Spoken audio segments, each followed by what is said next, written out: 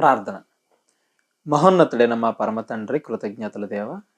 తండ్రి, మీరు మాకు అందించిన వాక్యాన్ని లోతుల్లోనికి వెళ్ళి పరిశీలించి మేము ఆలోచించబోచుండగా తండ్రి, మంచి మాటలు దయచేయమని చెప్పబోచుండగా, నాకును వినబోచుండగా నీ పిల్లలందరికీ తండ్రి మంచి ఆలోచనలు కలగజేసి మీ చిత్తానుసారంగా ముందుకు నడిపించమని, విత్తబడుతున్న వాక్యాన్ని మా హృదయాల్లోనికి చేర్చుకొని దాని ప్రకారంగా ఆలోచించి దాని ప్రకారంగా నడవడానికి, ప్రవర్తించడానికి కృప చూపించమని క్రీస్తు వారి పేరిట ప్రార్థన అడిగి వేడుకొంచున్నాం తండ్రి. ఆమేన్. మనం బైబిలే ఎందుకు నమ్మాలి, అసలు దేవుడు ఉన్నాడా, బైబిల్ని ఎలా చదవాలి, ఈ విషయాలన్నీ చూసాం. కానీ బైబిల్ స్టార్ట్ చేసిన తర్వాత మనం ఏదో ఆదికాండంతో కానీ లేదా మత్తయి సువార్తతో కానీ స్టార్ట్ చేస్తాం. ఆదికాండం మొదటి చాప్టర్తో మనం స్టార్ట్ చేసేటప్పుడే కొన్ని క్వశ్చన్స్ మనకి ఎక్కువగా తగులుతాయి. ఏంటవి అంటే, చిన్నప్పటి నుంచి మనం స్కూల్లో చదువుకునే వయసు అప్పటి నుంచి కూడా ఇప్పటి వరకు ఏదన్నా సమయం వచ్చినా, సందర్భం వచ్చినా, న్యూస్ మీడియాస్లో వాటిలో ప్రతి చోట మనం వినేది ఏంటంటే ఎవల్యూషన్ థియరీ, మనిషి కోతి నుండి వచ్చాడు అని మనం చదువుకుంటాం. ఇంతకీ మనిషి కోతి నుండి వచ్చాడు అనేది ఒకవేళ సైన్స్ పర్ఫెక్ట్గా అన్ని ప్రకారంగా ప్రూవ్ చేస్తే, మరి బైబిల్ మాత్రం ఎందుకని మనిషి నుండే వచ్చాడు, కోతి నుండి రాలేదు? అపోస్తుల కార్యములు 17వ అధ్యాయము 26వ వచనం. అపోస్తుల కార్యాలు 17వ అధ్యాయం 26వ వచనం. మరియు యావత్ భూమి మీద కాపురం ఉండుటకు ఆయన ఒకని నుండి ప్రతి జాతి మనిషిని సృష్టించి, మనం ఆదికాండంలో కూడా చదువుకుంటాం. ఏమని? ఆదికాండము 2వ అధ్యాయము 7వ వచనం. దేవుడైన యెహోవా నేల మంటితో నరుని నిర్మించి వాని నాసికారంధ్రముల్లో జీవవాయువును వదగా నరుడి జీవాత్మాయను. నరుణ్ణి గాని లేకపోతే మిగిలిన జంతువులన్నింటినీ కానీ, ఏమంటారు, పక్షుల్ని, మొక్కల్ని, వీటన్నిటిని కూడా దేవుడే విడివిడిగా చేశాను అని చెబుతుంటే ఎవల్యూషన్ థియరీ ఒకదాని నుండి ఒకటి వచ్చాయని చెప్తుంది కదా. మనిషి కోతి నుండి లేదా చింపాంజీ ఏదైతే అది ఆ రకం, దాని నుండి కోతి నుండి వచ్చాడు అని మనకి ఎవల్యూషన్ చెప్తుంటే, డార్విన్ గారి సిద్ధాంతం చెప్తుంటే, ఎందుకని బైబిల్ మాత్రం మరి మనిషి నుండే వచ్చాడు, డైరెక్ట్గా మనిషిని దేవుడు చేశాడని చెప్తుంది? ఇది మనం ఈరోజు ఆలోచిద్దాం. దీంతో పాటు ఏంటంటే, కొంతమందికి బైబిల్ మొదటి పేజీలో వేరే సందేహాలు కూడా ఉన్నాయి. ఏంటవి? కొంతమంది అంటున్నారు కదా అని చెప్పేసి ఎక్కువ మంది బైబిల్లో డౌట్లు అడిగారు అని మీరు ఎక్కువగా ఊహించుకోకండి. బైబిల్లో బైబిల్ని నమ్మేవాళ్ళు, దేవుణ్ణి నమ్మేవాళ్ళు ప్రపంచంలో ఎక్కువ పర్సెంట్ ఉన్నారు. నమ్మని వాళ్ళు, క్వశ్చన్స్ వచ్చిన వాళ్ళు చాలా తక్కువ మంది ఉన్నారు. వీళ్ళ గురించే మనం మాట్లాడుకుంటున్నాం కదా అని చెప్పేసి వీళ్ళే ఎక్కువ మంది ఉన్నారని మీరు ఊహించుకోవద్దు. వీళ్ళు చాలా తక్కువ మంది అయినప్పటికీ కూడా వాళ్ళకి సమాధానం చెప్పాల్సిన బాధ్యత మన మీద ఉంది. మనం ఫాలో అయ్యేది కరెక్టా కాదా అని పరిశీలించి చదువుకోవాల్సిన బాధ్యత మన మీద ఉంది. అందుకని మనం దాని గురించి డిస్కస్ చేసుకుంటున్నాం. ఇప్పుడు దేవుడు ఉన్నాడా లేదా అనే టాపిక్ గురించి కూడా మనం డిస్కస్ చేసుకున్నాం. యాక్చువల్గా భూమి మీద దేవుడు ఉన్నాడు అని 90% నమ్మితే, దేవుడు లేడనే వాళ్ళు ఒక 10% ఉన్నారు. అయినా కానీ ఎందుకు మనం డిస్కస్ చేసుకున్నాం? మనం నమ్మే విశ్వాసం అనేది కరెక్ట్గా ఉందా లేదా, మనం ఏ బేస్ మీద నమ్ముతున్నాం దేవుణ్ణి అని మనల్ని మనం పరిశీలించుకొని, ఏదో గుడ్డి నమ్మకంగా దేవుడి మీద నమ్మకం పెట్టుకోకుండా పరిశీలించి అది కరెక్టా కాదా అని తెలుసుకొని నమ్మడానికి, మన విశ్వాసాన్ని మనల్ని బలపరుచుకోవడానికి నేర్చుకున్నాం. సేమ్ ఇది కూడా అలాంటిదే. ఈ క్వశ్చన్లన్నీ అడుగుతున్నాను కదా అని వీళ్ళు ఎక్కువ మంది ఉన్నారని కాదా నా ఉద్దేశం. వీటికి ఆన్సర్లు చెప్పేవాళ్ళు కూడా చాలా మంది ఉన్నారు. సరే, క్వశ్చన్లు ఏంటని చూద్దాం. ఆదికాండం 1వ అధ్యాయంలో దేవుడు ఆదియందు దేవుడు భూమి ఆకాశములు సృజించెను అన్నాడు. అంటే దేవుడు ఫస్ట్లో భూమి ఆకాశాన్ని సృజించాడంట. నెక్స్ట్ మరలా 9వ వచనంలో చదివితే మనం ఆకాశం కింద ఉన్న జలములు ఒక చోటనే కూర్చబడి ఆరిన నేల కనబడు కాకని పలికిన ఆ ప్రకారం ఆయన దేవుడు ఆ ఆరిన నేలకు భూమి అని పేరు పెట్టాడు. అంటే ఏంటి? ఫస్ట్లో ఒక భూమిని క్రియేట్ చేసి మళ్ళీ ఇక్కడ ఇంకో భూమిని క్రియేట్ చేశాడా? అంటే 2 రకాల భూములు ఉన్నాయా? ఆకాశాన్ని అక్కడ క్రియేట్ చేస్తాడు కదా, 8వ వచనం. దేవుడు ఆ విశాలమునకు ఆకాశం అని పేరు పెట్టాను అంటే 8వ వచనంలో ఆకాశాన్ని క్రియేట్ చేశాడు. మొదటి వచనంలో దేవుడు భూమి ఆకాశాన్ని సృజించాను అన్నాడు అంటే ఇంకొక ఆకాశాన్ని సృజించాడా? 2 భూములు 2 ఆకాశాలు ఉన్నాయా? సేమ్ మరలా ఇంకోసారి ఏమంటాడు, మళ్ళా ఏమంటారు, మనుషుల గురించి మాట్లాడుతూ 1వ అధ్యాయము 27వ వచనంలో దేవుడు తన స్వరూపమందు నరుని సృజించను, దేవుని స్వరూపమందు వారిని సృజించను, స్త్రీని గాను పురుషుని గాను వారిని సృజించను అని మనకు మాట్లాడుతుంది. ఎక్కడ 28వ వచనం. సేమ్ అదే మళ్ళీ మనం తిప్పితే 2వ అధ్యాయం 7వ వచనంలో అయితే ఆవిరి భూమి నుండి లేచి అన్న తడిపెను, దేవుడైన యెహోవా నేల మంటితో నరుని నిర్మించి వారి నాసికారంధంలో జీవవాయువును ఊదగా. అంటే 1వ అధ్యాయంలో ఒక మనిషిని క్రియేట్ చేసి 2వ అధ్యాయం 7వ వచనంలో ఇంకో మనిషిని క్రియేట్ చేశాడా? అలాగే 1వ అధ్యాయంలో స్త్రీని గాను పురుషుని గాను వాడిని జన్మించానని చెప్పాడు కదా. సేమ్ మళ్ళీ ఏమంటాడు, ఆదాము నిద్రిస్తున్నప్పుడు నారిని చేశానని చెప్తాడు. ఎక్కడ 21వ వచనం. 2వ అధ్యాయం 21వ వచనం. దేవుడైన యెహోవా ఆదాము గాఢ నిద్ర కలుగజేసి అతడు నిద్రించున్నప్పుడు అతని పక్కటెముకల్లో ఒక దాన్ని తీసి ఆ చోటును మాంసంతో పూడ్చివేశాను. తర్వాత దేవుడైన యెహోవా తాను ఆదాము నుండి తీసిన పక్కటెముకను స్త్రీనిగా నిర్మించి ఆమెను ఆదాము వద్దకు తీసుకొని వచ్చాను. ఇక్కడ మళ్ళీ అవ్వని సృజించాడు. అంటే 1వ అధ్యాయంలో ఒక ఆదాముని సృష్టించి 2వ అధ్యాయంలో ఇంకొక ఆదాముని సృజించాడా అని అడిగిన వాళ్ళు కొంతమంది ఉన్నారు. అఫ్ కోర్స్ మీలో కొంతమంది సిల్లీగా అనుకోవచ్చు, కానీ ఈ క్వశ్చన్లకి ఆన్సర్ తెలియక దేవుడే తప్పు అనుకుని వెళ్ళిపోయిన వాళ్ళు కూడా కొంతమంది ఉన్నారు. ఎందుకు అలా తప్పుగా అర్థం చేసుకున్నారు, ఏంటి ఇందులో అంతగా తప్పుగా అర్థం చేసుకోవాల్సినంత ఏముంది, సింపుల్గా మనకు ఆలోచిస్తే అర్థమైపోయింది కదా. చిన్న చిన్న విషయాలు కూడా మన మైండ్ని తర్వాత పాడు చేయకుండా, మన విశ్వాసాన్ని దెబ్బతీయకుండా ముందే క్లారిటీగా మనం తెలుసుకుని ముందుకు వెళ్ళటం అనేది మంచిది. ఓకేనా. ఇంకా క్వశ్చన్లు ఏమడిగారంటే ఇది కొంచెం మీకు ట్రిక్కీగా అనిపించవచ్చు. ఏమని, దేవుడు మొదటి రోజు వెలుగు చీకటిని చేశాడు, 2వ రోజు ఆకాశాన్ని చేశాడు, 3వ రోజు భూమిని చేశాడు, 3వ రోజు భూమిని చేస్తే 4వ రోజు సూర్యుడిని చేస్తే మరి మొదటి 2-3 రోజులు ఎలా అయిపోయినాయి? ఇప్పుడు భూమి మీద ఒక రోజు అవ్వాలంటే ఏమవ్వాలి, భూమి తన చుట్టూ తాను తిరుగుతూ సూర్యుడి చుట్టూ తిరగాలి. ఎప్పుడైతే తన చుట్టూ తాను ఒక రొటేషన్ తిరిగిద్దో దాన్ని 1 డే అంటాం. ఎప్పుడైతే సూర్యుడి చుట్టూ తిరిగిద్దో దాన్ని 365 రోజులు, ఒక సంవత్సరం అంటాం. ఇప్పుడు ఒక సంవత్సరం గడవాలన్నా, ఒక రోజు గడవాలన్నా భూమి ఉండాలి, సూర్యుడు ఉండాలి. మరి సూర్యుడే 4వ రోజు వచ్చాడు, భూమే 3వ రోజు వచ్చింది, మరి మొదటి 2 రోజులు ఎలా అయిపోయినాయి? ఇది కొంతమంది ప్రశ్న.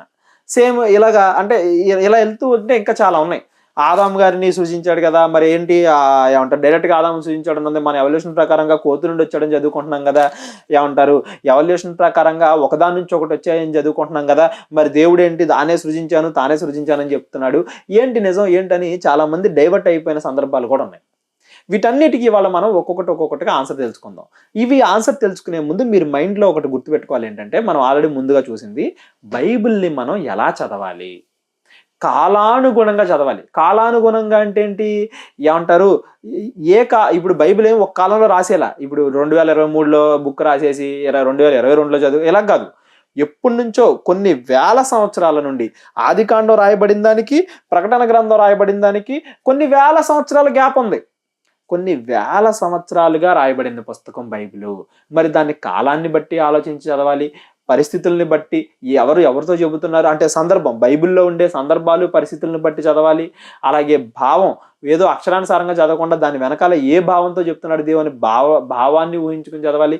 ఒక చోటే కాకుండా కొంత అచ్చట కొంత ఇష్టా ఉంటుంది, రెండింటిని కంపేర్ చేసుకుంటూ చదవాలి. ఇలా బైబిల్ని ఎలా చదవాలి అని మనం కొన్ని పాయింట్లు చూసాం. ఈరోజు ఆ పాయింట్లన్నీ అప్లై చేసి మరి సైన్స్ తరపున బైబిల్ తప్పు అని ఎవరైతే కొంతమంది అనుకుంటున్నారో, అందరు కాదు, మళ్ళీ సైన్స్ నమ్మే వాళ్ళు అందరూ, సైంటిస్టులు అందరూ బైబిల్ తప్పు అనరు, కొంతమంది అనుకుంటూ ఉంటారు. ఈ కొంతమంది ఎందుకని ఇలా అనుకుంటున్నారు బైబిల్ గురించి తప్పుగా, ఇంతకీ సైన్స్కి బైబిల్కి ఏంటి వ్యత్యాసం ఏంటి అనేది ఈరోజు మనం డిస్కస్ చేద్దాం. ఇది డిస్కస్ చేయడానికి ముందు మీకు సైన్స్ అంటే ఏంటి, దేవుడు అంటే ఏంటి, ఈ 2 డెఫినేషన్లు అర్థం అవ్వాలి.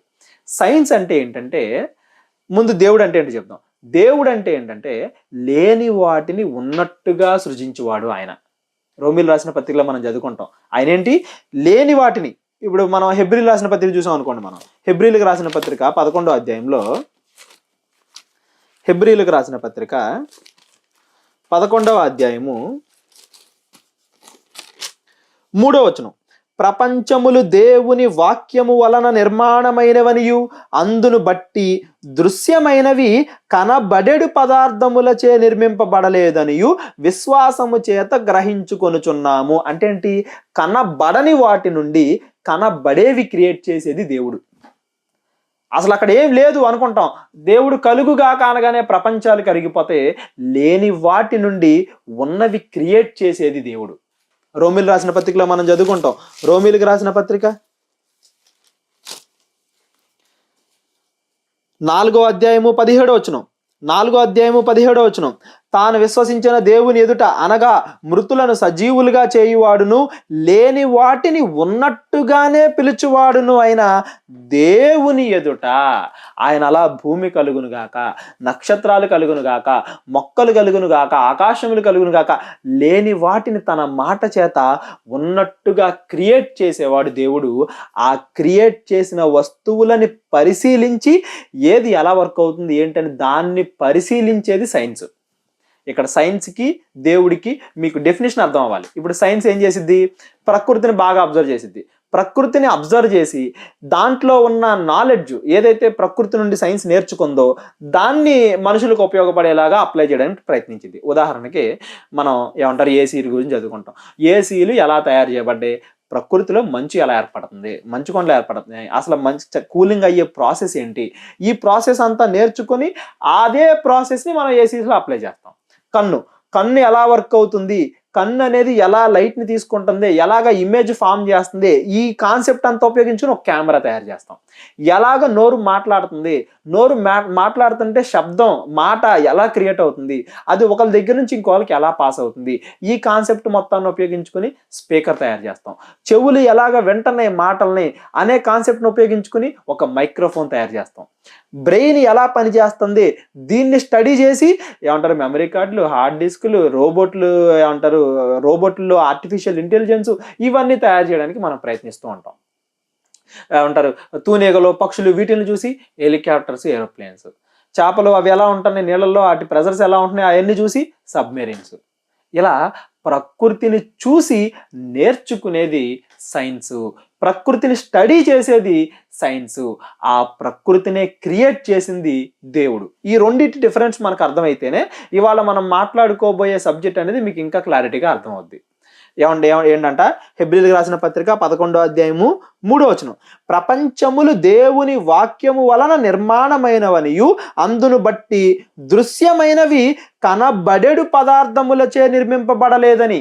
ఇవాళ మనం చదువుకుంటున్నాం, సైన్స్ బాగా డెవలప్ అయిన తర్వాత తెలిసింది మనకి. ఒక పదార్థం ఏదైనా ఒక రిమోట్ ఉంది, దీన్ని డివైడ్ చేస్తే ఇందులో యాటమ్స్ ఉంటాయి, మాలిక్యూల్స్ ఉంటాయి, ఇంకా మాలిక్యూల్స్ని డివైడ్ చేస్తే యాటమ్స్ ఉంటాయి. ఈ యాటమ్స్లో మళ్ళీ ఎలక్ట్రాన్, ప్రోటాన్, న్యూట్రాన్ అని ఉంటాయి. అవి మన కళ్ళకు కనబడతాయా? కనబడవు. ఎలక్ట్రానిక్ మైక్రోస్కోప్లో చూస్తేనో ఏ ప్రయోగాలు చేస్తేనో ఆ ఎఫెక్ట్ ఈ ఎఫెక్ట్ అన్ని ఎఫెక్ట్ల ప్రయోగాలు చేస్తే అప్పుడు మనకు తెలుస్తాయి అవి ఉన్నాయని. అవి మన కంటికి కనబడతాయా? కనబడవు. కనబడే పదార్థాల చేత కాదు విశ్వం క్రియేట్ అయింది, కనబడని పదార్థాల చేత కనబడేవి క్రియేట్ చేశాడు దేవుడు.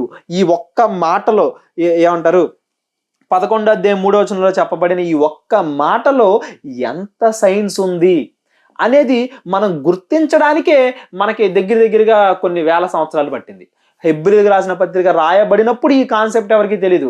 ఆ కాన్సెప్ట్ 2000 సంవత్సరాలు అయిన తర్వాత ఇవాళ మనం పరిశోధనలు చేస్తే అప్పుడు మనకి యాటమ్స్, ప్రోటాన్స్, న్యూట్రాన్స్ ఉంటాయి, ఇంకా డివైడ్ చేస్తే ఇంకా ఉంటాయి. ఈ కనబడని వాటి చేత కనబడే ప్రతి పదార్థం ఫామ్ అవుతుంది అనేది ఇవాళ మనం నేర్చుకుంటున్నాం. సైన్స్ అనేది దేవుడు చేసిన పదార్థాల నుండి చూసి నేర్చుకునేది. ఇప్పుడు మనం చదువుకుంటామండి చిన్నప్పుడు ఏమని, ఇదిగో మాలిక్యూల్స్, యాటమ్స్ ఉంటాయి, అవి దూరంగా ఉంటే గాలి, కొంచెం దగ్గరగా ఉంటే వాటర్ లాగా, ఇంకా దగ్గరగా ఉంటే సాలిడ్ అని మనం చదువుకున్నాం. ఇది ఎలాగా దేవుడే చెప్తున్నాడు చూడండి. ఆదికాండం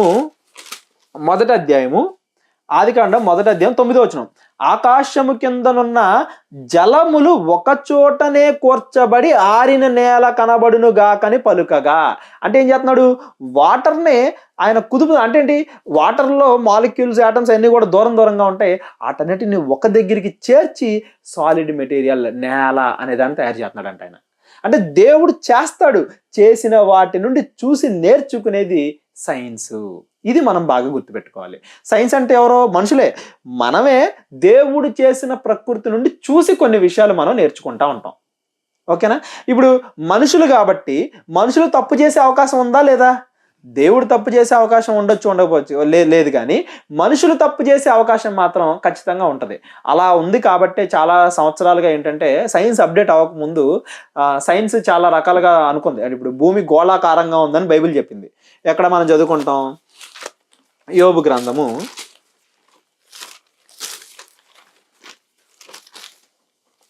యోబు గ్రంథము 37వ అధ్యాయము 12వ వచనం.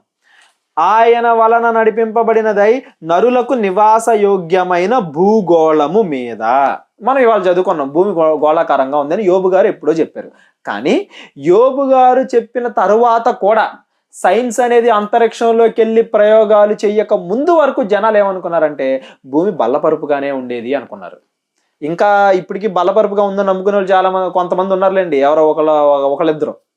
కానీ ఇక్కడ మనం గుర్తించాల్సిన విషయం ఏంటి, సైన్స్ అప్డేట్ అయిన తర్వాత పైకి వెళ్ళి చూసి రకరకాల ప్రయోగాలు చేసి రకరకాల దాని మీద రీసెర్చ్ చేసి ఓకే భూమి గోళాకారంగా ఉంది అని మనం ఇవాళ చదువుకున్నాం. కానీ ఎప్పుడో చెప్పింది బైబిల్. ఈ గ్యాప్లో సైంటిస్టులు లేకపోతే సైన్స్ ప్రయోగాలు చేసి కనుక్కునే గ్యాప్కి దేవుడు ముందే చెప్పిన ఈ పనికి ఈ మధ్యలో గ్యాప్ మొత్తాన్ని జనాలు ఏమనుకుని ఉంటారు, బైబిల్ తప్పని అనుకుంటారా లేదా? బైబిల్ కరెక్ట్గా చెప్తుందా లేదా అనే విషయాన్ని పరిశీలిస్తే ఇదేంటి భూమి గోళాకారంగా ఉందని ఉంది, మరేమో భూమి బలపరుపుగా ఉంది కదా అని బైబిల్నే తప్పు అనుకునే సందర్భాలు. ఎందుకు తెలియదు వాళ్ళకి. నక్షత్రాలు కదులుతాయి అన్న విషయం ఏమంటారు, మనం అందేందుకు ఈ యోబు గ్రంథంలోనే మనం చాలా విషయాలు చూసాం. యోబు గ్రంథంలోనే మనం చూసిన ఏంటి 28వ అధ్యాయము, యోబు గ్రంథము 28వ అధ్యాయం, ఇవన్నీ చూసాము. మరలా ఒకసారి జస్ట్ పాయింట్ గుర్తు చేస్తున్నాను మీకు. 28వ అధ్యాయము 5వ వచనం ఏమని, భూమి నుండి ఆహారం పుట్టును, దాని లోపలి భాగము అగ్నిమయమై ఉండును. మనం తర్వాత చదువుకున్నాం ఏమని, ఓహో భూమిలోకి ప్రతి ఒక 5-6 కిలోమీటర్లు వెళ్ళే కొద్దీ 1 డిగ్రీ సెంటిగ్రేడ్ పెరిగిద్ది అనమాట, లేదా ఇదవుద్ది అనమాట, తగ్గిద్ది అనమాట అని మనం తర్వాత చదువుకున్నాం. బైబిల్ ముందే చెప్పింది కదా. ఈ మధ్యలో ఏమనుకుని ఉంటారు జనాలు, కొంచెం తవ్వగానే మట్టి చల్లగా తగులుతుంది కదా, ఇంకా లోపలికి వెళ్తే ఇంకా చల్లగా ఉంటుందేమో అనుకునేవాళ్ళు. ఇంకా ఏమంటారు 28వ అధ్యాయము సేమ్ అదే 28వ అధ్యాయం 25వ వచనం చూసాం అనుకో, గాలికి ఇంత బరువు ఉండవలనని ఆయన నియమించినప్పుడు. అంతకుముందు ఏమనుకునేవాళ్ళు, గాలికి బరువు లేదు అనుకునేవాళ్ళు. ఇక్కడ పాయింట్ నేను చెప్పదలుచుకుంది ఏంటంటే, దేవుడు ప్రకృతిని చేస్తాడు, ఆ ప్రకృతిని చూసి నేర్చుకునేది సైన్స్. మరి ఆ దేవుడు చేసినంత టెక్నాలజీ సైన్స్ దగ్గర దాన్ని స్టడీ చేయగలిగినంత టెక్నాలజీ లేనప్పుడు దేవుడు చేసినవి తప్పు అని సైన్స్ అనుకుంటది. మొక్కలకి ప్రాణం ఉందని దేవుడు ఎప్పుడో చెప్పాడు, కానీ మొక్కలకి ప్రాణం లేదు అనుకునేవాళ్ళు అంతకుముందు. ఏమంటారు, తర్వాత సైన్స్ అప్డేట్ అయిన తర్వాత ఆ జగదీష్ గారు వచ్చి మొక్కలకి ప్రాణం ఉంది అని చెప్పిన తర్వాత ఓహో అప్పుడు మళ్ళీ మొక్కలకి ప్రాణం ఉంది అని చెప్తుంది. అంటే ఏంటి, సైన్స్ అనేది నిరంతరంగా నేర్చుకుంటూ ఉంటది. ఎప్పుడైతే ఒక కొత్త టెక్నాలజీ వస్తుందో దాన్ని పరిశోధన చేయడానికి, అప్పుడు ఓకే మేము పాస్ట్లో ఇవి రైట్ అనుకున్నాం, ఇప్పుడు ఇవి తప్పు. మెడికల్గా కూడా పాతకాలంలో ఏంటి, బ్రెయిన్కి ఆలోచనలు ఏమైనా ఇదైతే కంటిలో నుండి ఏమంటారు మేకు దూర్చి బ్రెయిన్కి సర్జరీలు చేసేవాళ్ళు. తర్వాత ఏంటి, ఇది తప్పు, ఇది చేయకూడదు, ఈ ప్రొసీజర్ తప్పు అని మెడికల్ మళ్ళీ మారుతూ ఉంటుంది ప్రొసీజర్ అనేది సైన్స్ది. ఎందుకు మారుతూ ఉండిద్ది, టెక్నాలజీ ఎప్పుడైతే అప్డేట్ అయిద్దో ఓకే మేము ఈ తప్పులు చేసాం ఇవి రైటు అని థియరీ కానీ లాస్ కానీ ఏం మార్చుకుంటూ వెళ్తారు. ఓకేనా. ఇదంతా మీరు ఎందుకు మైండ్లో పెట్టుకోవాలి అంటే, సైన్స్ అనేది మనుషులు క్రియేట్ చేసిందే సైన్సు, మనుషులు స్టడీ చేసిందే సైన్సు. మనుషులు తప్పు చేసే అవకాశం ఉంది అని ఆ మైండ్లో లేకుండా సైన్స్ అంటే ఒక దేవుళ్ళలాగా సైన్స్ ఏది చెప్పినా కరెక్ట్ అని గుడ్డిగా నమ్మేవాళ్ళు కొంతమంది ఉన్నారు. వాళ్ళు ఏంటంటే అరే సైన్స్ ఇది కొంత ఎజంప్షన్ చేస్తుంది అంతేగాని దీనికి ప్రూఫ్స్ లేవు. సైన్స్ చాలా థీరీస్ ఉంటాయి కదండి, ఏదో ఒకటి కొత్తది ప్రయోగం. ఇప్పుడు స్పేస్ గురించి ఎన్ని థీరీస్ ఉన్నాయి సైన్స్ దగ్గర, అన్నిటికీ ప్రూఫ్స్ లేవు. ఇది వాళ్ళే చెప్తారు, ఇది థియరీ, ఇది మేము నేర్చుకుంటున్నాం, ఇంకా ఇందులో కొంత నేర్చుకున్నది ఉంది, కొంత ఎగ్జామ్షన్ ఉంది అని నేర్చుకున్నామని చెప్తారు వాళ్ళు. వీళ్ళేంటి లేదు ఖచ్చితంగా వాళ్ళు థియరీ అని చెప్పినా కానీ అది కరెక్టే అని గుడ్డిగా నమ్మేస్తారు. అలా నమ్మేసి భూమి బల్లపరుపుగా ఉంది అంటే భూమి గుండ్రంగా ఉందని చెప్పిన వాళ్ళని చంపేసిన సందర్భాలు కూడా ఉన్నాయి. ఏమంటారు, బలపరుపుగా ఉంది అని చంపేసిన వాళ్ళని అని ఎవరైతే చెప్పారో వాళ్ళు, గుండ్రంగా ఉంది అని ఎవరైతే చెప్పారో వీళ్ళని, గోళాకారంగా ఉందని ఎవరైతే చెప్పారో వీళ్ళని చంపేసిన సందర్భాలు కూడా ఉన్నాయి. ఇక్కడ మనం గుర్తించాల్సింది ఏంటంటే, మనుషులు క్రియేట్ చేసిందే సైన్స్. అప్పుడప్పుడు వాళ్ళు తప్పుగా ఆలోచించే ప్రమాదం కూడా ఉంది. ఏంటి అలా తప్పుగా ఆలోచించే ప్రమాదం ఎక్కడ ఉంటుంది ఏంటి అనేది మనకు అర్థం అవ్వాలి అంటే, ముందుగా మనకి సైన్స్కి దేవుడికి మధ్య తేడా అర్థం అవ్వాలి. ఏమంటారు, వెళ్దాం మొదటి అధ్యాయంకి వెళ్దాం. ఎందుకు మొదటి అధ్యాయం గురించి నేను ఇంకా అక్కడ దాకా వెళ్ళలేదంటే, ఈ పాయింట్లన్నీ అర్థమైతే మొదటి అధ్యాయాన్ని మనం సింపుల్గా ఈజీగా అర్థం చేసుకోవచ్చు. ఇప్పుడు ఉదాహరణకి పాతకాలంలో జ్వరాన్ని 5 నిమిషాల్లో తగ్గించేస్తాం అన్నారు అనుకో, వాళ్ళు ఏమంటారు, అసలు మిరాకిల్ ఇది, అసలు అది పాసిబుల్ అవదా అంటారు. అంతేనా కదా? కానీ ఇవాళ మనకి జ్వరం వస్తే 5 నిమిషాల్లో తగ్గించగలిగేలాగా టాబ్లెట్లు వచ్చాయి, ఇంజెక్షన్స్ వచ్చాయి. అంటే సైన్స్ డెవలప్ అయింది. అంతకుముందు ఒకటి హార్ట్ సర్జరీ చేసి ఇంకొకరికి పెడతాం అన్నారు అనుకో, అంతకుముందు ఏంటది మిరాకిల్, అసలు అది పాసిబుల్ అవుద్దా లేదా అనే క్వశ్చన్లు. కానీ ఇవాళ మనం చేయగలుగుతున్నాం. ఎప్పుడైతే మన దగ్గర ఆ టెక్నాలజీ ఉండదో, ఆ టెక్నాలజీ లేనప్పుడు మనకి ప్రతిదీ కూడా ఒక మిరాకిల్ లాగా కనపడిద్ది. ఇప్పుడు ఉదాహరణకి మన ఇండియా మ్యాప్ తీసుకుంటే కాశ్మీర్ పైన ఉంటుంది. కాశ్మీర్ నుండి కన్యాకుమారి దాకా వెళ్ళాలి ఎవరైనా అనేదానికి ఫ్లైట్ అనుకో 4 గంటలు పడుతుంది. అదే ఫ్లైట్ అనే ఒక టెక్నాలజీ ఉంది అని తెలియనోడి దగ్గరికి ఒక 1000 సంవత్సరాలు వెనక్కి వెళ్ళిపోయి కాశ్మీర్ నుండి కన్యాకుమారి వరకు వెళ్ళడానికి ఎంత టైం పట్టిద్ది అని మనం అడిగాం అనుకోండి, మనోడు ఏం చేస్తాడు? ఏదో గుడ్డిగా చెప్పాడు. మళ్ళీ బాగా పరిశోధనలు చేసి క్యాలిక్యులేట్ చేసుకుని అన్ని ఊహించుకొని ఖచ్చితంగా కాశ్మీర్ అంటే చాలా దూరం, ఇన్ని కిలోమీటర్లు, ఇన్ని వేల కిలోమీటర్లు అతను నడుచుకుంటూ వెళ్ళాలి, ఎందుకంటే ఫ్లైట్ అనేది లేదు కాబట్టి. నడుచుకుంటూ వెళ్ళాలంటే ఎంత టైం పడుతుంది, నడుచుకుంటూ వెళ్ళడానికి మళ్ళీ నైట్ పడుకోవాలి, పగలు లేవాలి, మళ్ళీ తినాలి, ఇదంతా కాదు ఒక 40 రోజులు పట్టిద్ది అంటాడు. పరిశోధనలు చేసే, ఆలోచించే, ఏదో గుడ్డిగా చెప్పలా. ఎందుకు చెప్పాడు 40 రోజులని? ఫ్లైట్ అనే ఒక టెక్నాలజీ ఉంది, స్పీడ్గా మనం చేయగలిగే పని, ఆ పనిని స్పీడ్గా చేయగలిగే టెక్నాలజీ మన దగ్గర ఉంది అని తెలియనప్పుడు అతను 40 రోజులు పట్టింది అంటాడు. నువ్వు ఫ్లైట్లో తీసుకెళ్ళి చూపించావు అనుకో, అతను ఏమనుకుంటాడు? ఇది మిరాకిల్ అనుకుంటాడు. కరెక్టేనా కదా? ఆ టెక్నాలజీ మన దగ్గర లేనంత వరకు అది మిరాకిల్. ఇవాళ మనం ఎన్ని న్యాచురల్గా జరిగే ప్రొసీజర్స్ని ఎంత ఫాస్ట్గా చేస్తున్నామో చూడండి. ఇప్పుడు న్యాచురల్గా కొన్ని విషయాలు జరుగుతాయి, మనం వాటిని స్పీడప్ చేయగలుగుతాం. హీలింగ్ ఫ్యాక్టర్ ఉంటుంది. మనం రకరకాల మెడిసిన్స్ వాడి అది ఇది చేసి ఏదైనా దెబ్బ తగిలితే త్వరగా కోలుకునేలాగా మనం చేయగలుగుతున్నాం. అంతేనా కదా? ఇప్పుడు త్వరగా ఏమంటారు, ఒక గుండె మనిషికి మామూలుగా గాయం అయితే ఎంత సమయం పట్టిద్దో దానికన్నా ఫాస్ట్గా కోలుకునేటట్టు మొక్కలు ఎంతైతే పెరుగుతాయో మొక్కలో ఏవి మనం చేస్తే ఇంకా మొక్క ఫాస్ట్గా పెరిగిద్ది. న్యాచురల్గా జరిగే ప్రాసెస్లు. ఒక ప్రదేశం నుండి ఇంకో ప్రదేశానికి వెళ్ళడానికి చాలా టైం పట్టిద్ది న్యాచురల్గా అయితే, దాన్ని మళ్ళీ మనం ఫ్లైట్లోకి వెళ్ళి టైం తగ్గించడం. న్యాచురల్గా అంటే ప్రకృతిలో జరిగే పనులని ఫాస్ట్గా అయ్యేలాగా మనం రకరకాల పద్ధతులు అనేవి కనిపెట్టాం, రకరకాలుగా టెక్నాలజీ అనేది అభివృద్ధి చెందింది.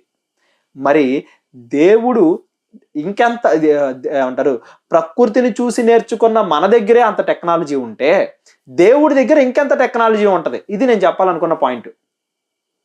ఇప్పుడు మనం ప్రతిదీ ఎక్కడి నుంచి చూసి నేర్చుకున్నాం? ప్రకృతి నుండి చూసి నేర్చుకున్నాం. మరి ప్రకృతి అంత టెక్నాలజీ మన దగ్గర ఉందా? ఇప్పుడు ప్రకృతి ఉంది. అమ్మ తల్లి గర్భంలో ఏమంటారు, తన బేబీ పుట్టాలనుకుంటుంది, ఈ రోజు కాళ్ళు పెరగాలి, ఈ రోజు చేతులు పెరగాలని చెప్తుందా? న్యాచురల్గా జరిగిపోద్ది అది. అలా మనం 9 నెలల్లో ఏమంటారు ఒక బేబీని తయారు చేయగలిగే టెక్నాలజీని మనం సంపాదించామా? ఇంకా కనిపెట్టలా. అంటే ప్రకృతి దగ్గర ఉన్నంత టెక్నాలజీయే మన దగ్గర లేదు. నేర్చుకున్న టెక్నాలజీతోనే మనం ఇన్ని అద్భుతాలు చేయగలిగినప్పుడు ఆ ప్రకృతినే క్రియేట్ చేసిన దేవుడి దగ్గర ఇంకెంత టెక్నాలజీ ఉండుంటది. నువ్వు ఎలా అయితే ఫ్లైట్ అనే ఒకటి ఉంది అని తెలియనోడికి 40 రోజులు పట్టిద్ది ప్రయాణం అనుకుంటాడో, మరి ఫ్లైట్ ఉంది అనుకోడికి 4 గంటలు. రేపొద్దున ఇంకోటి ఏదన్నా ఫాస్ట్గా ఇంకా ఫాస్ట్గా వెళ్ళేది కనిపెడతామేమో, అప్పుడు ఆ 4 గంటలు కాస్త 4 నిమిషాలు అయిపోద్దాము. ఇప్పుడు కనుక నేను కాశ్మీర్ నుండి కన్యాకుమారి వరకు 4 నిమిషాల్లో వెళ్ళిపోవచ్చు అని నేను మీతో చెప్పాను అనుకోండి, మీరు నమ్ముతారా? నమ్మరు. ఎందుకు? ఆ టెక్నాలజీ ఉందని మీకు తెలియదు. 4 గంటలే మీకు తెలుసు. రేపొద్దున ఫ్యూచర్లో ఒక 10-20 సంవత్సరాల తర్వాత 4 నిమిషాల్లో వెళ్ళగలిగే టెక్నాలజీ ఏదైనా వస్తే అప్పుడు మీరు నమ్ముతారు. అంటే న్యాచురల్గా జరిగే ప్రాసెస్ని టెక్నాలజీ ద్వారా మనం ఫాస్ట్గా అయ్యేలా చేస్తున్నాం. మరి దేవుడి దగ్గర ఇంకెంత టెక్నాలజీ ఉంటుంది, ఆయన ఇంకెంత ఫాస్ట్గా చేయగలరు దేన్నైనా కానీ. మీకు అర్థమైందా నేను చెప్పింది? దేవుడు ఫాస్ట్గా చేయలేడా? మనకి ఫాస్ట్గా చెయ్యలేడు అని మనం అనుకుంటున్నాం కాబట్టే దేవుడికి మనం లిమిటేషన్స్ పెడుతున్నాం కాబట్టే దేవుడు ఎలాగ 6 రోజుల్లో సృష్టిని చేస్తాడు. సృష్టిని చేయడానికి కొన్ని కోట్ల సంవత్సరాలు పడింది, సృష్టి తయారవడానికి కొన్ని కోట్ల సంవత్సరాలు పట్టింది అని మనం మాట్లాడుకుంటాం. ఎందుకు మాట్లాడుకుంటున్నాం? ఎలా అయితే టెక్నాలజీ లేనివాడు, ఆ టెక్నాలజీ గురించి తెలియనివాడు 40 రోజులు పట్టిద్దో అనుకుంటాడో, అలా మనం కొన్ని కోట్ల సంవత్సరాలు పట్టింది అనుకుంటాం. దాన్ని స్పీడ్గా చేయగలిగే ప్రాసెస్, స్పీడ్గా చేయగలిగే సామర్థ్యం, స్పీడ్గా చేయగలిగేంత టెక్నాలజీ దేవుడి దగ్గర ఉంది అని మనం నమ్మనప్పుడు ఇలాంటి అజంప్షన్స్ అన్ని మనం పెట్టుకుంటూ ఉంటాం. ఇప్పుడు ఉదాహరణకి యేసు ప్రభు వారు కళ్ళు లేని వాడికి వెంటనే కళ్ళు ఇప్పించగలిగాడు, కుష్ఠరోగిని నయం చేయగలిగాడు. ఇవాళ మనం నయం చేయగలుగుతాం కుష్ఠరోగాన్ని, కానీ మనకు టైం పట్టుద్ది. యేసు ప్రభు వారు వెంటనే చేయగలరు. ఇవాళ మనం జ్వరాన్ని యేసు ప్రభు వారు జ్వరాన్ని తగ్గించారు, ఇవాళ మనం జ్వరాన్ని తగ్గించగలుగుతాం, కానీ మనకు 5 నిమిషాలైనా పట్టింది. ఇప్పుడు అసలు జ్వరాన్ని తగ్గించడం అనేది 5 నిమిషాల్లో అవ్వదు అనేవాడికి మనం తీసుకెళ్లి టాబ్లెట్ ఇచ్చి 5 నిమిషాల్లో తగ్గిస్తే మిరాకిల్. యేసు ప్రభు వారు వెంటనే తగ్గించేశారు. అసలు 5 నిమిషాలు కూడా గ్యాప్ లేదు, 5 సెకండ్లు కూడా గ్యాప్ లేదు. 1 సెకండ్లో జ్వరం తగ్గిపోయింది. 1 సెకండ్లో జ్వరాన్ని తగ్గించగలిగేంత టెక్నాలజీ దేవుడి దగ్గర ఉంది, మన దగ్గర లేదు. అందువల్ల మనకు అది మిరాకిల్. సైకిల్ మీకు అర్థమైందా? అలా ప్రకృతి మొత్తాన్ని కూడా 6 రోజుల్లో దేవుడు చెయ్యగలడు, అంత టెక్నాలజీ దేవుడి దగ్గర ఉంది అని నమ్మనప్పుడు అది మనకు ఒక మిరాకిల్ లా కనపడుతుంది. దాన్ని మనం యాక్సెప్ట్ చేయడానికి చాలా కష్టపడతాం. దేవుడు చెయ్యగలడు అని ఆయన నిరూపించాడు, చెయ్యలేడు అని మనం అనుకుంటున్నాం. కాబట్టి ఒకసారి మీరు ఆలోచించండి, సైన్స్ ప్రోగ్రెస్ని మీరు ఆలోచించండి. న్యాచురల్గా జరిగే ప్రాసెస్ని స్పీడప్ మనమే చేయగలుగుతున్నప్పుడు దేవుడు మరి చేయలేడా? ఇక్కడ ఇంకో పాయింట్ ఏంటంటే, ఇప్పుడు అదే చెప్పాను కదా, 4 గంటల్లో వెలగడిగేదానికి 40 రోజులు పట్టిందని చెప్పాడు. 40 రోజులు పట్టింది, 40 రోజులు పట్టింది అనేవాడు గుడ్డిగా చెప్పేశాడా? పరిశోధనలు చేశాడు. మరి పరిశోధనలు ఎలా చేస్తారు మన సైంటిస్టులు కానీ వీళ్ళందరూ కానీ? పరిశోధనలు ఎలా చేస్తారంటే, కార్బన్ డేటింగ్ అనే ఒక ప్రొసీజర్ ఉంటుంది. కార్బన్ డేటింగ్ అనే ప్రొసీజర్లో ఏం చేస్తారంటే, ఒక జీవి ఏదైనా ఏమంటారు, ఏనుగు అవ్వచ్చు, డైనోసార్ అవ్వచ్చు, మనిషి అవ్వచ్చు, కోతి అవ్వచ్చు, ఏదైనా ఆ జీవి చచ్చిపోయిన వెంటనే అందులో ఉన్న కార్బన్ అనేది గాల్లో కలిసిపోతూ ఉంటుంది. ఎంత ఎక్కువ కార్బన్ గాల్లో కలిసిపోతే అది చచ్చిపోయి అంత ఎక్కువ కాలం అయ్యింది అనేది కార్బన్ డేటింగ్ అనే దాన్ని సింపుల్ భాషలో మీకు అర్థమయ్యేలా చెప్పాలంటే. ఇంకా అందులోకి వెళ్తే ఐసోటోప్స్ అవి చాలా డెప్త్ ఉంటుంది. మీకు అర్థం అవడం కోసం కార్బన్ డేటింగ్ అంటే ఏంటంటే, ఒక జీవి చనిపోయిన తర్వాత ఆ కార్బన్ అనేది ప్రకృతిలో కలిసిపోతూ ఉంటుంది. ఎంత ఎక్కువ కలిసిపోతే అంత ఎక్కువ కాలం అయ్యింది ఆ జీవి చనిపోవడం అనేది కార్బన్ డేటింగ్.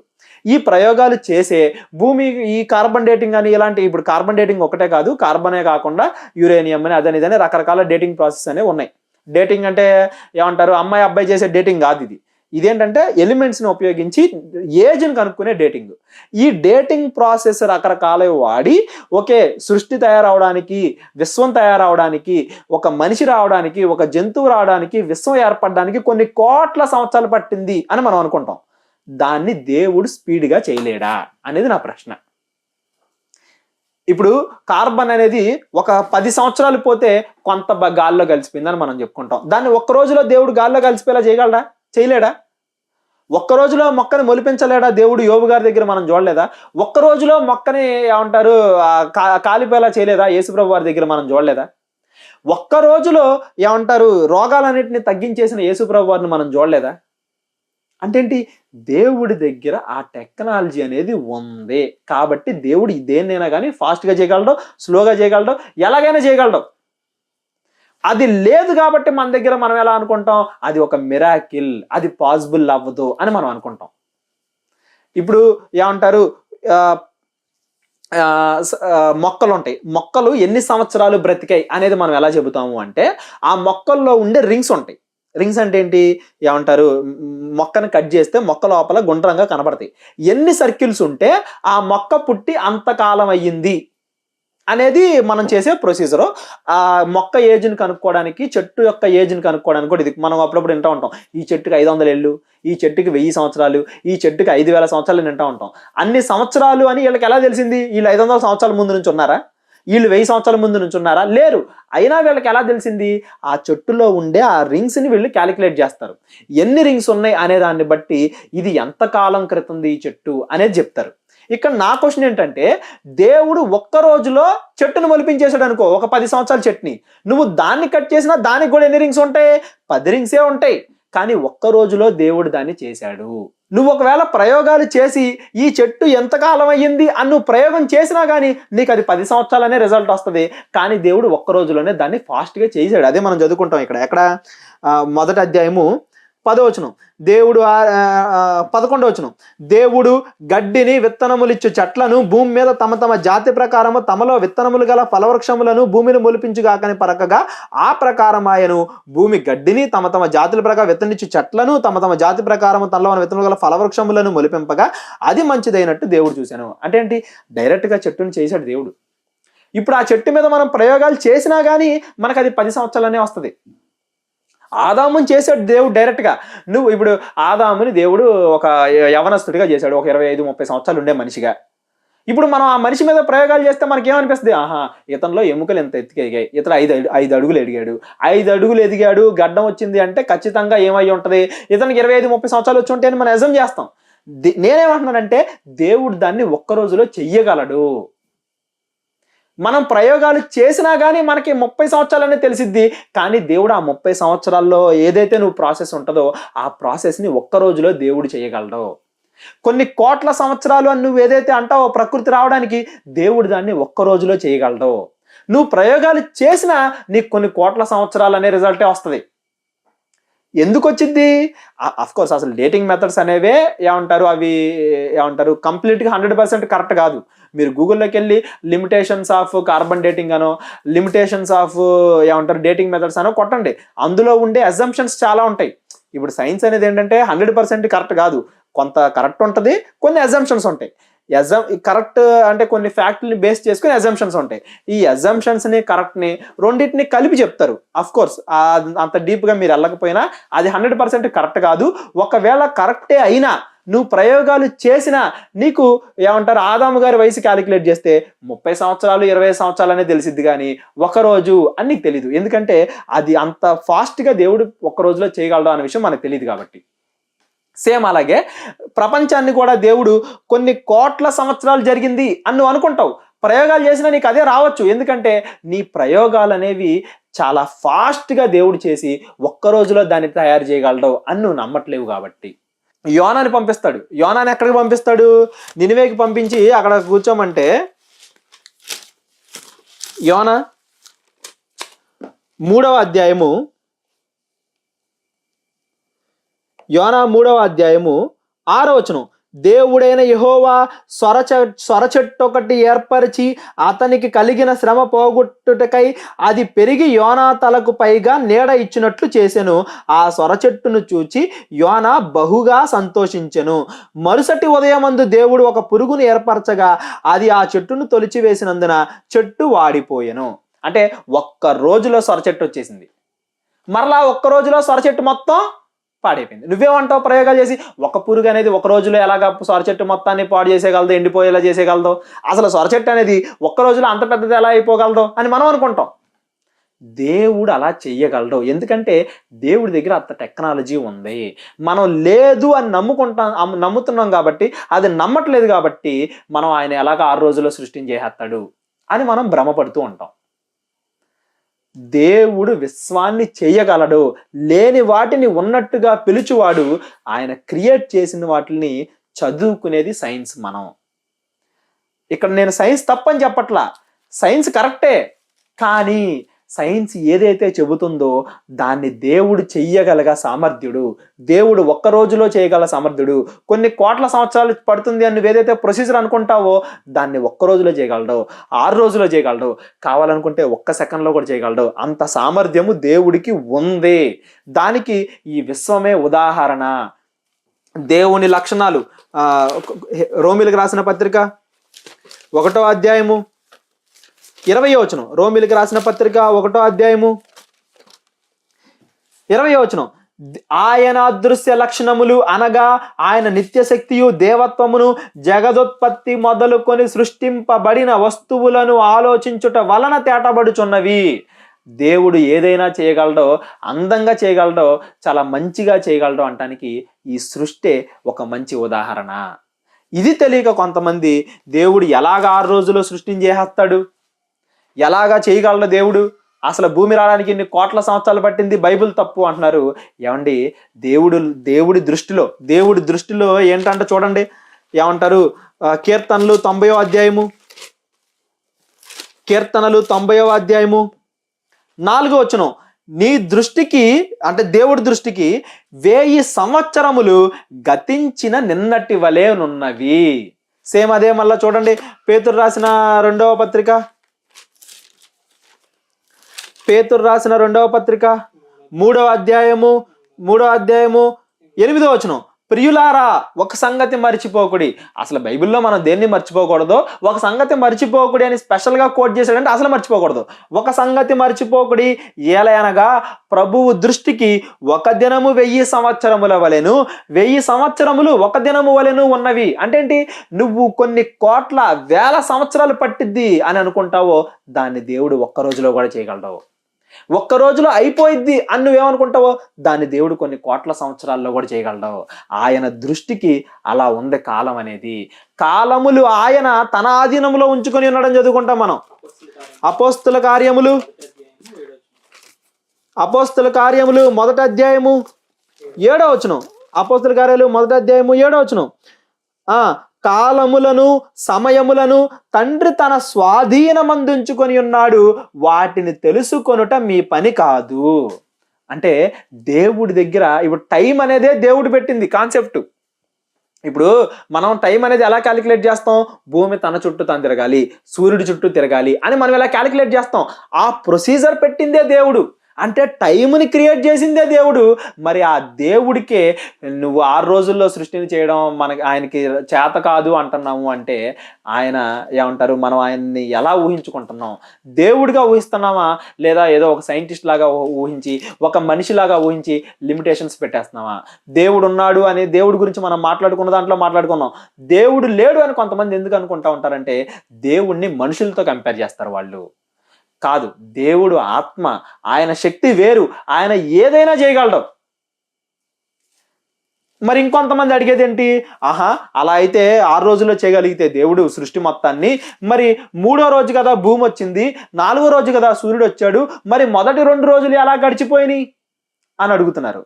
ఏమండి, ఒక చిన్న ఎగ్జాంపుల్ అండి, ఒక చిన్న ఎగ్జాంపుల్. ఏంటి ఆ చిన్న ఎగ్జాంపుల్ అంటే ఇదే ముందు బైబిల్లో ఎగ్జాంపుల్ చూపించి తర్వాత మన వాడుక భాషలో ఉండే ఎగ్జాంపుల్ చెప్తా. కయ్యను గారు ఉంటారు. కయ్యను గారు 4వ అధ్యాయం 16వ వచనం. అప్పుడు కయ్యను యెహోవా సన్నిధిలో నుండి బయలుదేరి ఏదోనుకు తూర్పు దిక్కునున్న నోదు దేశములో కాపురం ఉండెను. ఇక్కడ కొంతమంది అడుగుతున్న విషయం ఏంటంటే ఎలాగా నోదు దేశం అని పేరు పెట్టారు? ఇప్పుడు ఆదాం అవ్వ ఉన్నారు, ఆదాం అవ్వని కయ్యను హేబెలు మాత్రమే పుట్టారు, దానికి నోదు దేశం అని పేరు ఎవరు పెట్టారు అని అడుగుతున్నారు. అంటే ఇప్పుడు అది మళ్ళీ సెపరేట్ లోకం అని కూడా కొంతమంది అంటున్నారు. ఇక్కడ పాయింట్ ఏంటంటేనండి, ఇది రాసింది ఆదాము గారు, మోషే గారు. మనం దీన్ని కాలాన్ని బట్టి ఆలోచించుకుని చదవాలి. మోషే గారి కాలానికి ఆ దేశాన్ని నోదు దేశం అని పిలుస్తున్నారు. కయ్యను ఎక్కడికో వెళ్ళాడు, ఎవరినో పెళ్లి చేసుకున్నాడంటే మనకు అర్థం అవుద్దా? ఇప్పుడు మోషే గారి కాలం నుండి మనం ఆలోచిస్తే ఈ మోషే గారి కాలానికి ఏ దేశాన్ని అయితే నోదు దేశంగా పిలుస్తున్నారో అక్కడికి కయ్యను వెళ్ళాడు అని దాని భావం. అంటే ఉదాహరణకి మనం అప్పుడప్పుడు మాట్లాడుకుంటాం, సైన్స్లో చిన్నప్పటి నుంచి చదువుకుంటూ ఉంటాం, భూమి పుట్టక మునుపు కొన్ని కోట్ల సంవత్సరాల క్రితం విశ్వం చేయబడిందని చదువుకుంటాం. అంతేనా కదా? భూమి తయారవ్వక మునుపు, భూమి పుట్టక మునుపు ఇన్ని కోట్ల సంవత్సరాలు. అసలు సంవత్సరము దినము అనేదే భూమిని చూసి మనం నేర్చుకున్నాం. మరి భూమి పుట్టక మునుపు అని మనం మాట్లాడుకుంటున్నాము అంటే అది ఎలా మాట్లాడుకుంటున్నాం? మనకి కాలము తెలుసు ఆల్రెడీ, దానికి అప్లై చేసి మాట్లాడుకుంటున్నాం. నోదు దేశం అని ఇప్పటికి పేరు ఉంది, దాన్ని అప్లై చేసి మాట్లాడుకుంటున్నాం. దినము అనే దానికి లెక్క ఉంది మనకి, ఎంత ఏంటి అనేది, దాన్ని ముందు సమయానికి పోల్చి చెబుతున్నాం. ఎలా అయితే భూమి పుట్టక మునుపు కొన్ని కోట్ల సంవత్సరాల క్రితం అని వాడుక భాషలో మనం ఎలా మాట్లాడుకుంటామో ఇప్పుడు అంతే కదండి. ఇప్పుడు బైబిల్ కాలంలో డైనోసార్స్ ఉన్నాయని మనం మాట్లాడుకుంటాం. డైనోసార్స్ గురించి కంప్లీట్గా ఇంకొక మెసేజ్లో మనం చెప్పుకుందాం. ఉదాహరణకి చెప్తున్నా, డైనోసార్స్ ఉన్నాయని మనం చెప్పుకుంటాం. డైనోసార్ అన్న పదం చూపించు అంటామా మనం? ఎందుకు? డైనోసార్ అన్న పదం ఏమంటారు, ఎప్పుడో ఈ మధ్య రీసెంట్గా కనిపెట్టబడింది, బైబిల్ ఎప్పుడో రాయబడింది. మరి బైబిల్లో డైనోసార్ అన్న పదం ఉంటుందా? ఇవాళ మనం డైనోసార్ మెసేజ్ చెప్పుకునేటప్పుడు ఏం చెప్తాం? ఇదిగో ఆదికాండంలో డైనోసార్ ఉంది అని చెప్తాం. మరి పదం తర్వాత కనిపెట్టారు కదా, మరి ముందే డైనోసార్ ఉందని ఎలా చెబుతున్నావు? మనకి పదం తెలుసు కాబట్టి దాన్ని ఇక్కడ అప్లై చేస్తున్నాం. సేమ్ అలాగే నోదు దేశం అనేది మోషే గారి కాలానికి ఉంది, ఏమంటారు కయ్యను గారి కాలానికి లేదు. అయినా కానీ ఎలా అయితే ఆ దేశాన్ని నోదు దేశం అని మనం రిప్రజెంట్ చేస్తూ మాట్లాడతామో, కాలాన్ని అనుసరించి మాట్లాడతామో, అలాగా ఈ కాలాన్ని అనుసరించి చెప్పడం అని జరిగింది. నిజానికి కాలం అనేది స్టార్ట్ అయిందే ఎప్పుడు? సూర్యుని పెట్టిన తర్వాత.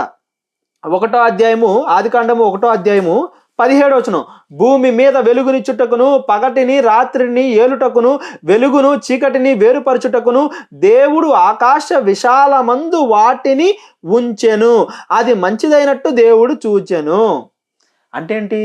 4వ రోజు నుంచి అసలు భూమి సూర్యుడు తిరగడం ఇవన్నీ స్టార్ట్ అయినాయి. మరి ముందే ఎలా చెప్పబడింది మనకు తెలుసు కాబట్టి, ఎలా అయితే నోట్ చేసిన ఎగ్జాంపుల్, ఎలా అయితే కొన్ని కోట్ల సంవత్సరాల మునుపు అని మనం ఇప్పుడు మాట్లాడుకుంటామో అలాగా. అర్థమైంది అనుకుంటున్నాను నేను. ఇప్పుడు అలాగే ఆది కాండంలో దేవుడు ఎలాగ ఫస్ట్ భూమి ఆకాశాలను సృజించాడు కదా, మళ్ళీ ఏమంటారు మళ్ళీ కిందకు వచ్చేసరికి మళ్ళీ భూమిని చేశాడు.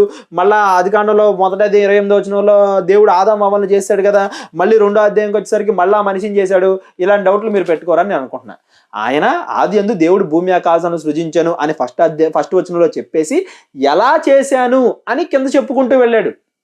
లిటరేచర్ అంటే ఒక పుస్తకం రాయబడిన విధానం, ఇవి బేసిక్ పాయింట్స్. ఇవి కూడా ఆలోచించకుండా మనం బాగా తెలివైన వాళ్ళలాగా ఇందులో ఇవి చాలా చిన్న చిన్న పాయింట్లు కాబట్టే అడిగేవాళ్ళు చాలా తక్కువ మంది ఉన్నారు. కానీ వాటిల్ని ఏమంటారు చాలా పెద్ద పాయింట్లలాగా చూపించి మనల్ని విశ్వాసంలో నుంచి మనల్ని తప్పించడానికి ఇవాళ యూట్యూబ్లో కూడా చాలా రకాల వీడియోలు వచ్చేసాయి. ఎందుకు వచ్చేసాయి?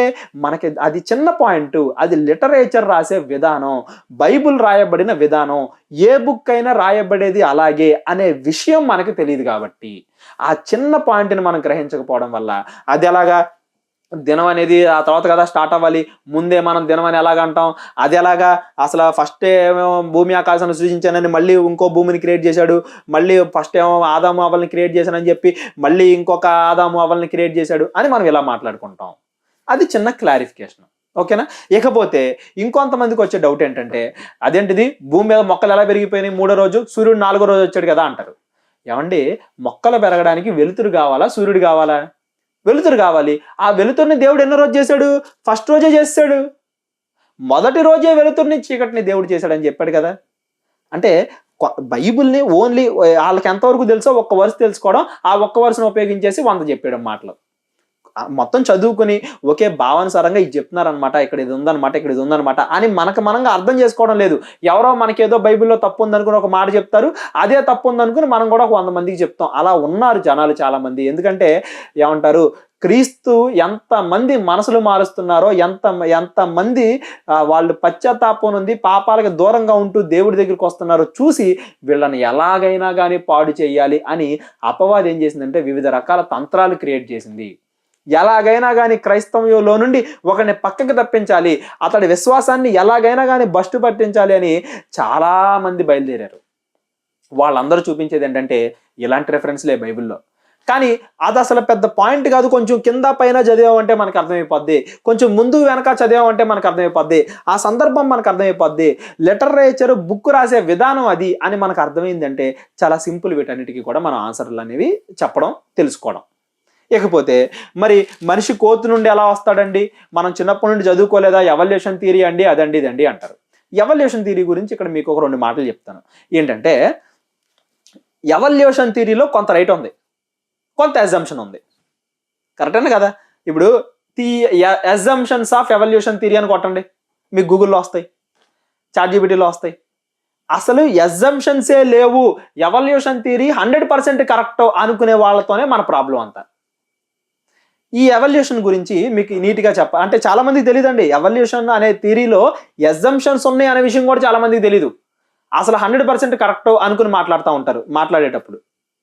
ఇంతకీ ఆ అజంప్షన్స్ ఏంటి, ఇంతకీ కొంత నిజం ఉందన్నాను కదా, ఆ నిజం ఏంటి అనేది మనం ఇవాళ మాట్లాడుకుందాం. ఇంతకీ అసలు ఎవల్యూషన్ థియరీ అంటే ఏంటంటే, స్టార్టింగ్లో ఒకటే ఒక జీవి ఉంది, ఒక్క జీవి కూడా లేదు, భూమి ఉంది, భూమి ఒక్క జీవి పుట్టింది. ఆ ఒకే ఒక్క జీవి ఏకకణం అనేది సముద్రంలో చేపలాగా తయారయ్యి ఆ చేపే మరలా భూమి మీదకి వచ్చి ఎలా బ్రతకాలో నేర్చుకొని అలా అలా అలా రకరకాల జీవులుగా డివైడ్ అవుతూ అలా అలా అలా కోతిలాగా, అంటే చెట్ల మీద బతకడం నేర్చుకుని కోతిలాగా, అలాగా మళ్ళీ చెట్ల మీద నుండి దిగి నడవడం నేర్చుకొని మనిషిలాగా, ఇలా ఎవల్యూషన్ థియరీ అనేది ఒక జీవి నుండి ఇంకో జీవి వచ్చింది. మనందరికీ కామన్ యాన్సెస్టర్ అనేది కోతి. ఇలా కోతి, మనం జీవులు, వీటన్నిటికీ కామన్ యాన్సెస్టర్ అనేది సింగిల్ సెల్ ఏమంటారు సముద్రంలో ఉండే నీళ్ళల్లో ఉండే చేప. ఇది ఎవల్యూషన్ థియరీ. అంటే ఏంటి అంటే, కాలానుగుణంగా కొన్ని వేల సంవత్సరాలు, కొన్ని కోట్ల సంవత్సరాలు గడిచినప్పుడు ఏమవుద్దంటే బాడీలో చేంజెస్ జరుగుతూ ఉంటాయి. ఇప్పుడు బాడీలో చేంజెస్ అంటే ఏంటి? ఇప్పుడు అమెరికాలో ఉండేవాళ్ళు ఒకలా ఉంటారు మనుషులు, ఇండియాలో ఉండేవాళ్ళు ఒకలా ఉంటారు, ఆఫ్రికాలో ఉండేవాళ్ళు ఒకలా ఉంటారు. ఎందుకు అలా ఉంటారు? వాతావరణ పరిస్థితులను బట్టి మన బాడీలో కొన్ని చేంజెస్ వస్తాయి. ఎక్కడైతే ఎండ ఎక్కువగా ఉంటుందో అక్కడ బాడీలో మెలనిన్ అనేది ఎక్కువగా ప్రొడ్యూస్ అవుద్ది. మనుషులు కొంచెం ఎక్కువగా డార్క్ కలర్ అంటే నల్ల రంగులో ఎక్కువ ఉంటారు. ఎక్కడైతే చలి ప్రదేశాలు ఉంటాయో అక్కడ కొంచెం మనుషులు తెల్లగా ఉంటారు. ఇదేంటి? పరిస్థితులను బట్టి, వాతావరణ పరిస్థితులను బట్టి బాడీ అనేది కొంచెం కొంచెంగా మారుతూ ఉంటది. ఈ మార్పులు కొన్ని కోట్ల సంవత్సరాలు వెళ్ళినప్పుడు ఏమవుద్దంటే కంప్లీట్ గా ఒక జీవి ఇంకొక జీవికి మారిపోతారు. ఇలా ఒక జీవి నుండి ఇంకొక జీవి వచ్చింది, కోతి నుండి మనిషి వచ్చింది, ఏమంటారు కోతి నుండి మనిషి వచ్చాడు, కోతి అనేది ఇంకొక రకమైన జీవి నుండి వచ్చింది. ఇలాగా ఇవన్నీ కూడా ఒక చేప నుండి వచ్చాయి. ఇది ఎవల్యూషన్ థియరీ. మీకు అర్థమైంది అనుకుంటున్నా ఎవల్యూషన్ థియరీ అంటే ఏంటి అని బ్రాడ్గా. ఇందులో 2 పదాలు వాడతారు మెయిన్గా. ఏంటంటే natural selection, mutation. Natural selection అంటే ఏంటి? ఏమంటారు, ఇప్పుడు ఒక బాగా కోతి ఉంది, కోతే నేల మీద నడవడం నేర్చుకుంది. ఈ నేల మీద నడిచిన కోతే ఏం చేసిద్దంటే మెల్లగా ఇంకొక నేల మీద నడిచే కోతినో ఏదో దాన్ని చూసుకుని ఈ 2 కూడా మళ్ళీ పిల్లలుగా అంటాయి. అలా ఏమవుతుంది? కొంచెంగా ఈ ఏదైతే మ్యూటేషన్ జరిగిందో, అంటే చెట్ల మీద కాకుండా భూమి మీద నడిచే కోతులు ఏవైతే ఉన్నాయో ఇవి కొంచెంగా వాటి లక్షణాలని తర్వాత తరాలకి పాస్ చేసుకుంటూ కంప్లీట్గా ఇవి మనుషుల్లాగా మారాయి అనేది న్యాచురల్ సెలక్షన్. అండ్ అలాగే ర్యాండమ్ సెలక్షన్, అలాగే ఏమంటారు మ్యూటేషన్. ఇది ఏమంటారు ఎవల్యూషన్ థియరీ గురించి చెప్పే వాళ్ళందరికీ తెలిసిన ఇది. ఇందులో రైట్ ఎక్కడుంది, అజంప్షన్ ఎక్కడుంది అంటే 2 పార్ట్స్ నేను డివైడ్ చేశాను. రైట్ ఎక్కడుంది, అజంప్షన్ ఎక్కడుంది. రైట్ అనేది ఎప్పుడు కూడా బైబిల్ నుండి వస్తుంది. ఎందుకు? బైబిల్లో ఎప్పుడో చెప్పాడు దేవుడు. మనం ఇందాక దేవుడికిను సైన్స్కి డెఫినేషన్ చెప్పాను. ఏంటది? దేవుడు క్రియేట్ చేస్తాడు, క్రియేట్ చేసిన వాటిని చదువుకునేది మనం. అంతేనా కదా? దేవుడు క్రియేట్ చేసేటప్పుడే ఏం చెప్పాడో చూడండి. 1వ అధ్యాయము 12వ వచనం.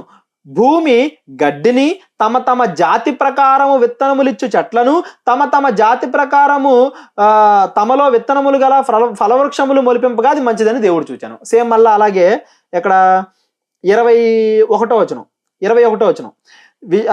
దేవుడు జలములలో వాటి జాతి ప్రకారము జలములను సమృద్ధిగా పుట్టించుగా కనియు మహామత్యములు జీవము కలిగి చెలించు వాటన్నింటినీ దాని జాతి ప్రకారము రెక్కలు గల ప్రతి పక్షిని సృజించెను, అది మంచిదైనట్టు దేవుడు చూశాను. సేమ్ అలాగే మళ్ళీ ఎందుకు వచ్చాం అనుకోండి.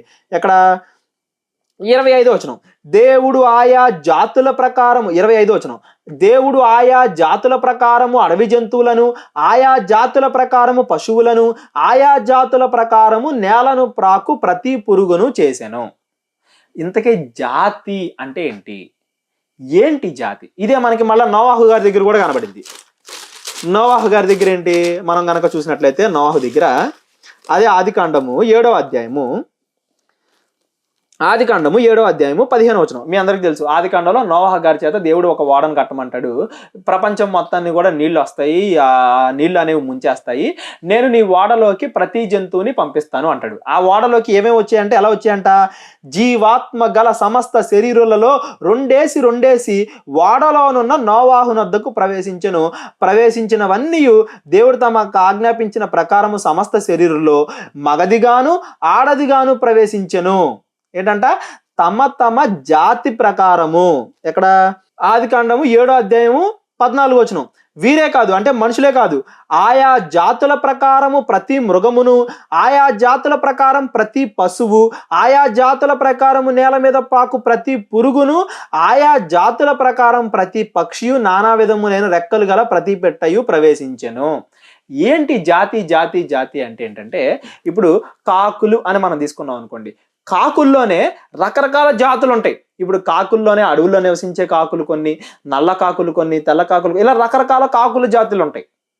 కానీ ఇప్పుడు ఓడలోనికి ప్రవేశించింది ఒక ఆడకాకి, ఒక మగ కాకి. అంతేగాని అడవుల్లో ఉండే కాకి వేరు, నార్మల్గా ఉండే కాకి వేరు.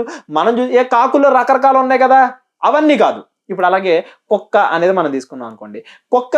కుక్కల్లో చాలా రకాల బ్రీడ్స్ చూస్తాం మనం. లాబ్రడార్ అని, అని డాబర్మెన్ అని రకరకాలు చూస్తాం. అంటే ఏంటి? ఇవి కుక్కల్లో రకరకాలవి. కానీ ఈ కుక్క అనేది అంతా ఒక జాతి. ఇప్పుడు ఏమంటారు, పావురం అనేది వేరే జాతి, కాకి అనేది వేరే జాతి. దేవుడు నోవాహు ఓడలోనికి ఒక ఆడ పావురాన్ని, ఒక మగ పావురాన్ని, ఒక ఆడకాకిని, ఒక మగ కాకిని వీటిని పంపించాడే కానీ కాకుల్లో చాలా రకాలు ఉన్నాయి కదా, వాటన్నిటిలో ఒకటి కాదు. పావురాల్లో చాలా రకాల పావురాలు ఉన్నాయి కదా, అన్ని రకాల పావురాల్లో అదొకటి ఇదొకటి అని కాదు. అలాగే ఏనుగులు ఉంటాయి, ఏనుగుల్లో మళ్ళీ రకాలు ఉంటాయి. కుక్కలు ఉంటాయి, కుక్కల్లో మళ్ళీ రకాలు ఉంటాయి. ఈ రకరకాల అన్నిటిని నోవాహు ఓడలోనికి ప్రవేశింపజేయాల దేవుడు ఆయా జాతుల ప్రకారము. అంటే ఏంటి, ఏదైతే సైన్స్ ఏమంటారు, ఈ ఎవల్యూషన్ థియరీలో మ్యూటేషన్ అనేది ఉంటుందో అది కరెక్టే. ఎంతవరకు కరెక్ట్, ఇప్పుడు అప్పుడప్పుడు మనం చూస్తూ ఉంటాం. ఇప్పుడు ఆఫ్రికాలో ఉండే మనుషులు ఒకలా ఉంటారు, అమెరికాలో ఉండే మనుషులు ఒకలా ఉంటారు, ఇండియాలో ఉండే మనుషులు ఒకలా ఉంటారు. మనం తినే ఆహారాన్ని బట్టి, మనం ఉండే పరిస్థితులను బట్టి, మనం చేసే పనులను బట్టి మన బాడీ ఆకారం అనేది కొంత చేంజ్ అవుతూ ఉంటుంది. ఇప్పుడు అదే చేంజ్ కుక్కల్లో ఉన్నాయి అనుకోండి, కొన్ని ఏమో ఏమంటారు బొచ్చు బాగా ఎక్కువ ఉండే ఉంటాయి, అంటే హెయిర్ ఎక్కువ ఉండే ఉంటాయి, కొన్ని ఏమో సన్నగా ఉండే ఉంటాయి, కొన్ని ఏమో బాగా బలంగా పిట్బుల్ అంటాం మనం, అలాంటివి ఉంటాయి. కానీ ఇవన్నీ కూడా కుక్క అనే ఒకే జాతికి చెందినవి. అవి ఉండే పరిస్థితులను బట్టి, మనం పెంచే పరిస్థితులను బట్టి కొంత మార్పు చెందినవి. దీన్నే మ్యూటేషన్ లేదా అడాప్షన్ అంటాం. అంటే అడాప్ట్ అయ్యేది, నేచర్కి అడాప్ట్ అయ్యే సామర్థ్యం ఇది జీవుల్లో ఉంది అని దేవుడు ఎప్పుడో చెప్పాడు. ఇవాళ మనం కనిపెట్టడం ఏంటి? డార్విన్ గారు ఆరిజిన్ ఆఫ్ స్పీసీస్ అని బుక్ రాయక మునిపే బైబిల్లో ఆదికాండం అని బుక్ రాసి దేవుడు ఎప్పుడో చెప్పాడు. జంతువులకి అడాప్ట్ అయ్యే ఇది ఉంది. ఇప్పుడు కోడిలు ఉంటాయి, కోడిలోనే రకరకాలు, కోడి అంటే చికెన్ మన, అందులోనే రకరకాలు ఉన్నాయి, రకరకాల జాతులు ఉన్నాయి. ఇప్పుడు నెమళ్ళని అయ్యని ఇప్పుడు మనం ఎన్ని రకాల కోడి పుంజుల జాతులను చూస్తాం, కానీ కోడి అనేది ఒకటే. అంటే కోడికి సంబంధించిన దాంట్లో ఇవన్నీ, వీటన్నిటిని కూడా మనం ఉంటారు పరిస్థితులను బట్టి వాటిని ఇది చేసి అది చేసి ఒకదాన్ని ఇంకో దాన్ని మార్చగలమా, బ్రీడ్ చేయగలమా, ఒక కోడిని ఇంకో కోడిని మళ్ళీ చెప్పి వాటి నుంచి తెప్పించగలం. కానీ కోడిని కుక్క చేయలేవు, కుక్కనే సింహం చేయలేవు, సింహాన్ని ఏనుగుని చేయలేవు. ఏదైతే వీళ్ళు సైంటిస్టులు నేచర్లో అబ్జర్వ్ చేశారో ఆ అబ్జర్వ్ చేసినంత వరకు కరెక్టే. అది కరెక్ట్ అని ఎప్పుడో వీళ్ళు origin of species, evolution theory, ఈ థియరీస్ ప్రపోజ్ చేయక మునిపే దేవుడు ఆదికాండంలో ఎప్పుడో రాశాడు. ఎక్కడ తప్పైపోయిందయ్యా అంటే, ఎక్కడ తప్పుదారి పట్టామయ్యా అంటే, ఎవల్యూషన్లో కొంత నిజం కొంత అజంప్షన్ ఉందన్నాం కదా. ఆ అజంప్షన్ ఏంటంటే, ఒక జాతి నుండి ఇంకొక జాతిలాగా కూడా మారిపోగలదు. అంటే చేప అనేది కోతిలాగా మారిపోగలదు, చేప అనేది ఏనుగులాగా మారిపోగలదు, చేప అనేది కోతిలాగా మారి కోతి మనిషిలాగా మారిపోగలదని జాతులే ఇంకొక జాతిగా మారిపోవడం అనేది ఏదైతే ఉందో అది అజంప్షను. ఎవల్యూషన్లో కూడా దానికి ప్రూఫ్స్ ఏం లేవు. ఈ మ్యూటేషన్కి సంబంధించి ఒక జాతిలోనే ప్రూఫ్లు చూపించగలుగుతారు, కానీ ఒక్క దాని నుంచి ఇంకొక దానిగా కంప్లీట్గా మారిపోయినవి ఏమున్నాయో చూపించమనండి. అది అజంప్షను. ఎవల్యూషన్లోనే అజంప్షన్స్ అని కొడితే అదే వస్తుంది. ఎలాగా, ఇప్పుడు ఇందాక ముందు కార్బన్ డేటింగ్ అని చదువుకున్నాం, అది రెండు కలిపి ఓకే, ఈ కొన్ని కోట్ల సంవత్సరాల క్రితం మనిషి పుర్రె ఇలా ఉంది, ఇప్పుడు కొంచెం మారింది కాబట్టి మనం ఎవల్యూషన్లో అంత ముందు కోతి నుండి వచ్చాం. ఇది కాదు, అందరూ మనుషులే, మనుషుల్లోనే డిఫరెంట్ టైప్స్. ఎలా అయితే ఆఫ్రికా వాళ్ళు వేరుగా, అమెరికా వాళ్ళు వేరుగా, వీళ్ళు వేరుగా ఉంటారో, ఇప్పుడు అమెరికా వాళ్ళు అలాగే ఉన్నారని బాగా ఇదైపోయారని కాదు, మళ్ళీ వాళ్ళు తీసుకెళ్ళి ఆఫ్రికాలో కొన్ని ఏమంటారు సంవత్సరాలు పడేసాం అనుకోండి, అలా మారుతారు. ఎందుకు మారుతారు? మన బాడీకి ఆ అడాప్ట్ అయ్యే ఇది ఉంది, దాన్నే మనం మ్యూటేషన్ అంటాం. అది కొంతవరకు ఉందన్న విషయం బైబిల్ కూడా చెప్పింది. కానీ జాతులుగా ఒకదాని నుంచి ఇంకొకటి, అంటే ఏమంటారు ఏనుగే కోతిలాగా మారిపోవడం, లేకపోతే చేపే ఏనుగులా మారిపోవడం, కోతే మనిషిలాగా మారిపోవడం, ఈ డిఫరెన్సియేషన్ అనేది లేదు. దానికి సైంటిఫికల్గా ప్రూఫ్స్ కూడా లేవు. అది అజంప్షను. దేవుడు చెప్పాడు, తన ఆయా జాతుల ప్రకారము తన నోటి మాట ద్వారా దేవుడు తన చిత్తానుసారంగా క్రియేట్ చేశాడు ఇవన్నీ కూడా. అర్థమైందా? నిజం అనేది ఉంది, ఆ నిజాన్ని బేస్ చేసుకుని దేవుడు చేశాడు అని నమ్మట్లేదు కాబట్టి సైన్స్ ఒకదాని నుండి ఒకటి వచ్చింది అని ఒక అజంప్షన్ మన ముందు పెట్టింది. దాన్నే ఎవల్యూషన్ థియరీ అని మనం చదువుకుంటాం. ఈ నిజం ఉంది కదా అని అది కూడా నిజం అనుకుంటాం మనం. దేవుడే చెప్పాడు ఆ నిజాన్ని ఫస్ట్. అసలు ఎవల్యూషన్ థియరీ కన్నా ముందే ఆ నిజాన్ని, ఒకటి ఏమంటారు కొంత మారగలదు అనే నిజాన్ని దేవుడు బైబిల్లో ఎప్పుడో చెప్పాడు. కానీ ఒక జాతి నుండి ఇంకొక జాతిలాగా మారిపోయింది అంటే, ఇప్పుడు అలా అనుకోవడానికి కూడా ఒక రీజన్ ఉంది. ఏంటి ఆ రీజను? దేవుడు ప్రతి జాతిని కూడా నేల నుండి క్రియేట్ చేశాడు. నేల నుండి భూమి మొలిపించును గాక మొక్కలు, అలాగే భూమి వీటన్నిటిని ఇచ్చును గాక, సముద్రము పుట్టించును గాక జంతువుల్ని. అంటే వాటర్ నుండి, భూమి నుండి దేవుడు ప్రతిదాన్ని క్రియేట్ చేశాడు. ప్రతిదాన్ని వీటి నుండే క్రియేట్ చేశాడు కాబట్టి వీళ్ళు ప్రతిదాని ఒకదాని నుండే వచ్చింది కదా, కామన్ యాన్సెస్టర్ అంటే ఇది కదా అని దాని నుండి తప్పుగా తీసుకునే ఏమంటారు అవకాశం ఉంది. ఎందుకు అలా ఉందంటే డార్విన్ గారు మీకు తెలుసా, ఏమంటారు డార్విన్ గారికి క్రిస్టియానిటీ అంటే పడదు. దేవుడు అంటే ఆయన నమ్మడు కాబట్టి ఆయన అలా ప్రపోజ్ చేశాడు.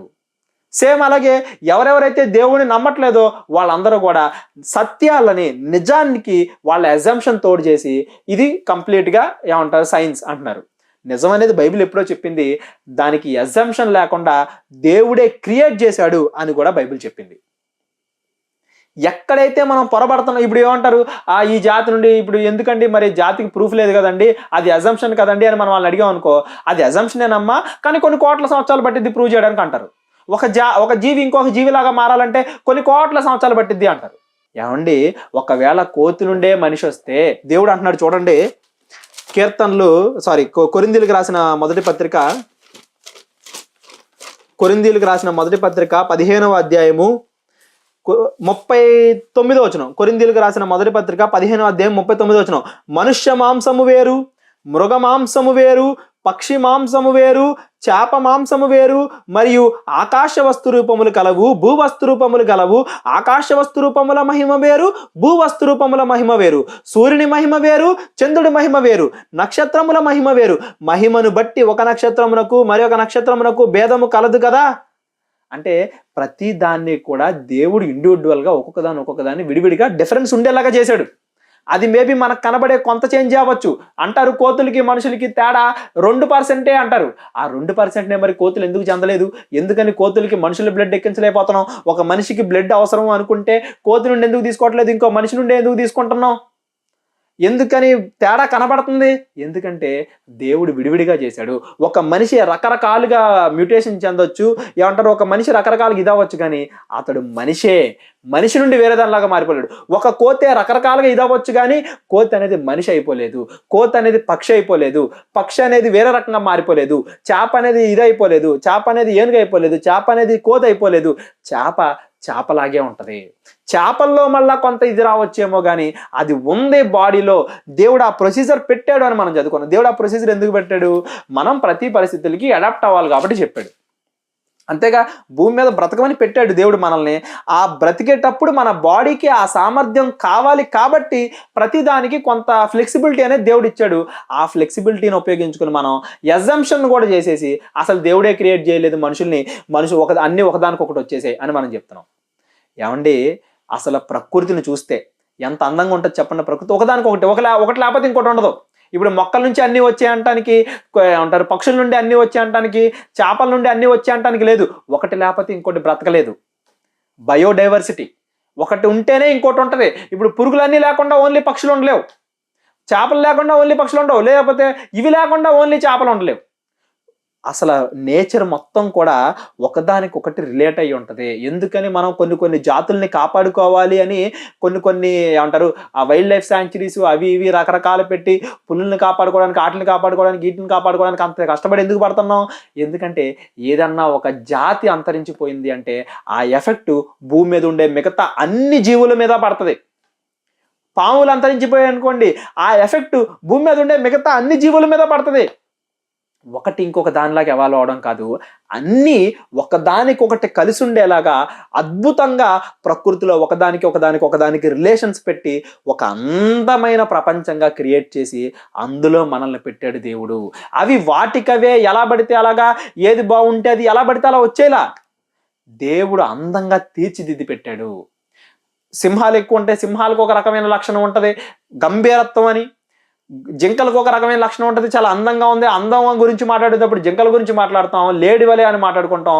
గంభీరం, ధైర్యం ఏమంటారు వీటి గురించి మాట్లాడేటప్పుడు సింహం గురించి మాట్లాడుకుంటాం. మనం ఏ రకాల క్వాలిటీస్ నేర్చుకుంటే బాగుంటుంది, ఎలా ఉంటే బాగుంటుందని ప్రకృతిలో ఒక్కొక్క దాన్ని చూపించి ఒక్కొక్కటి మనకి నేర్పించుకుంటూ వచ్చాడు దేవుడు.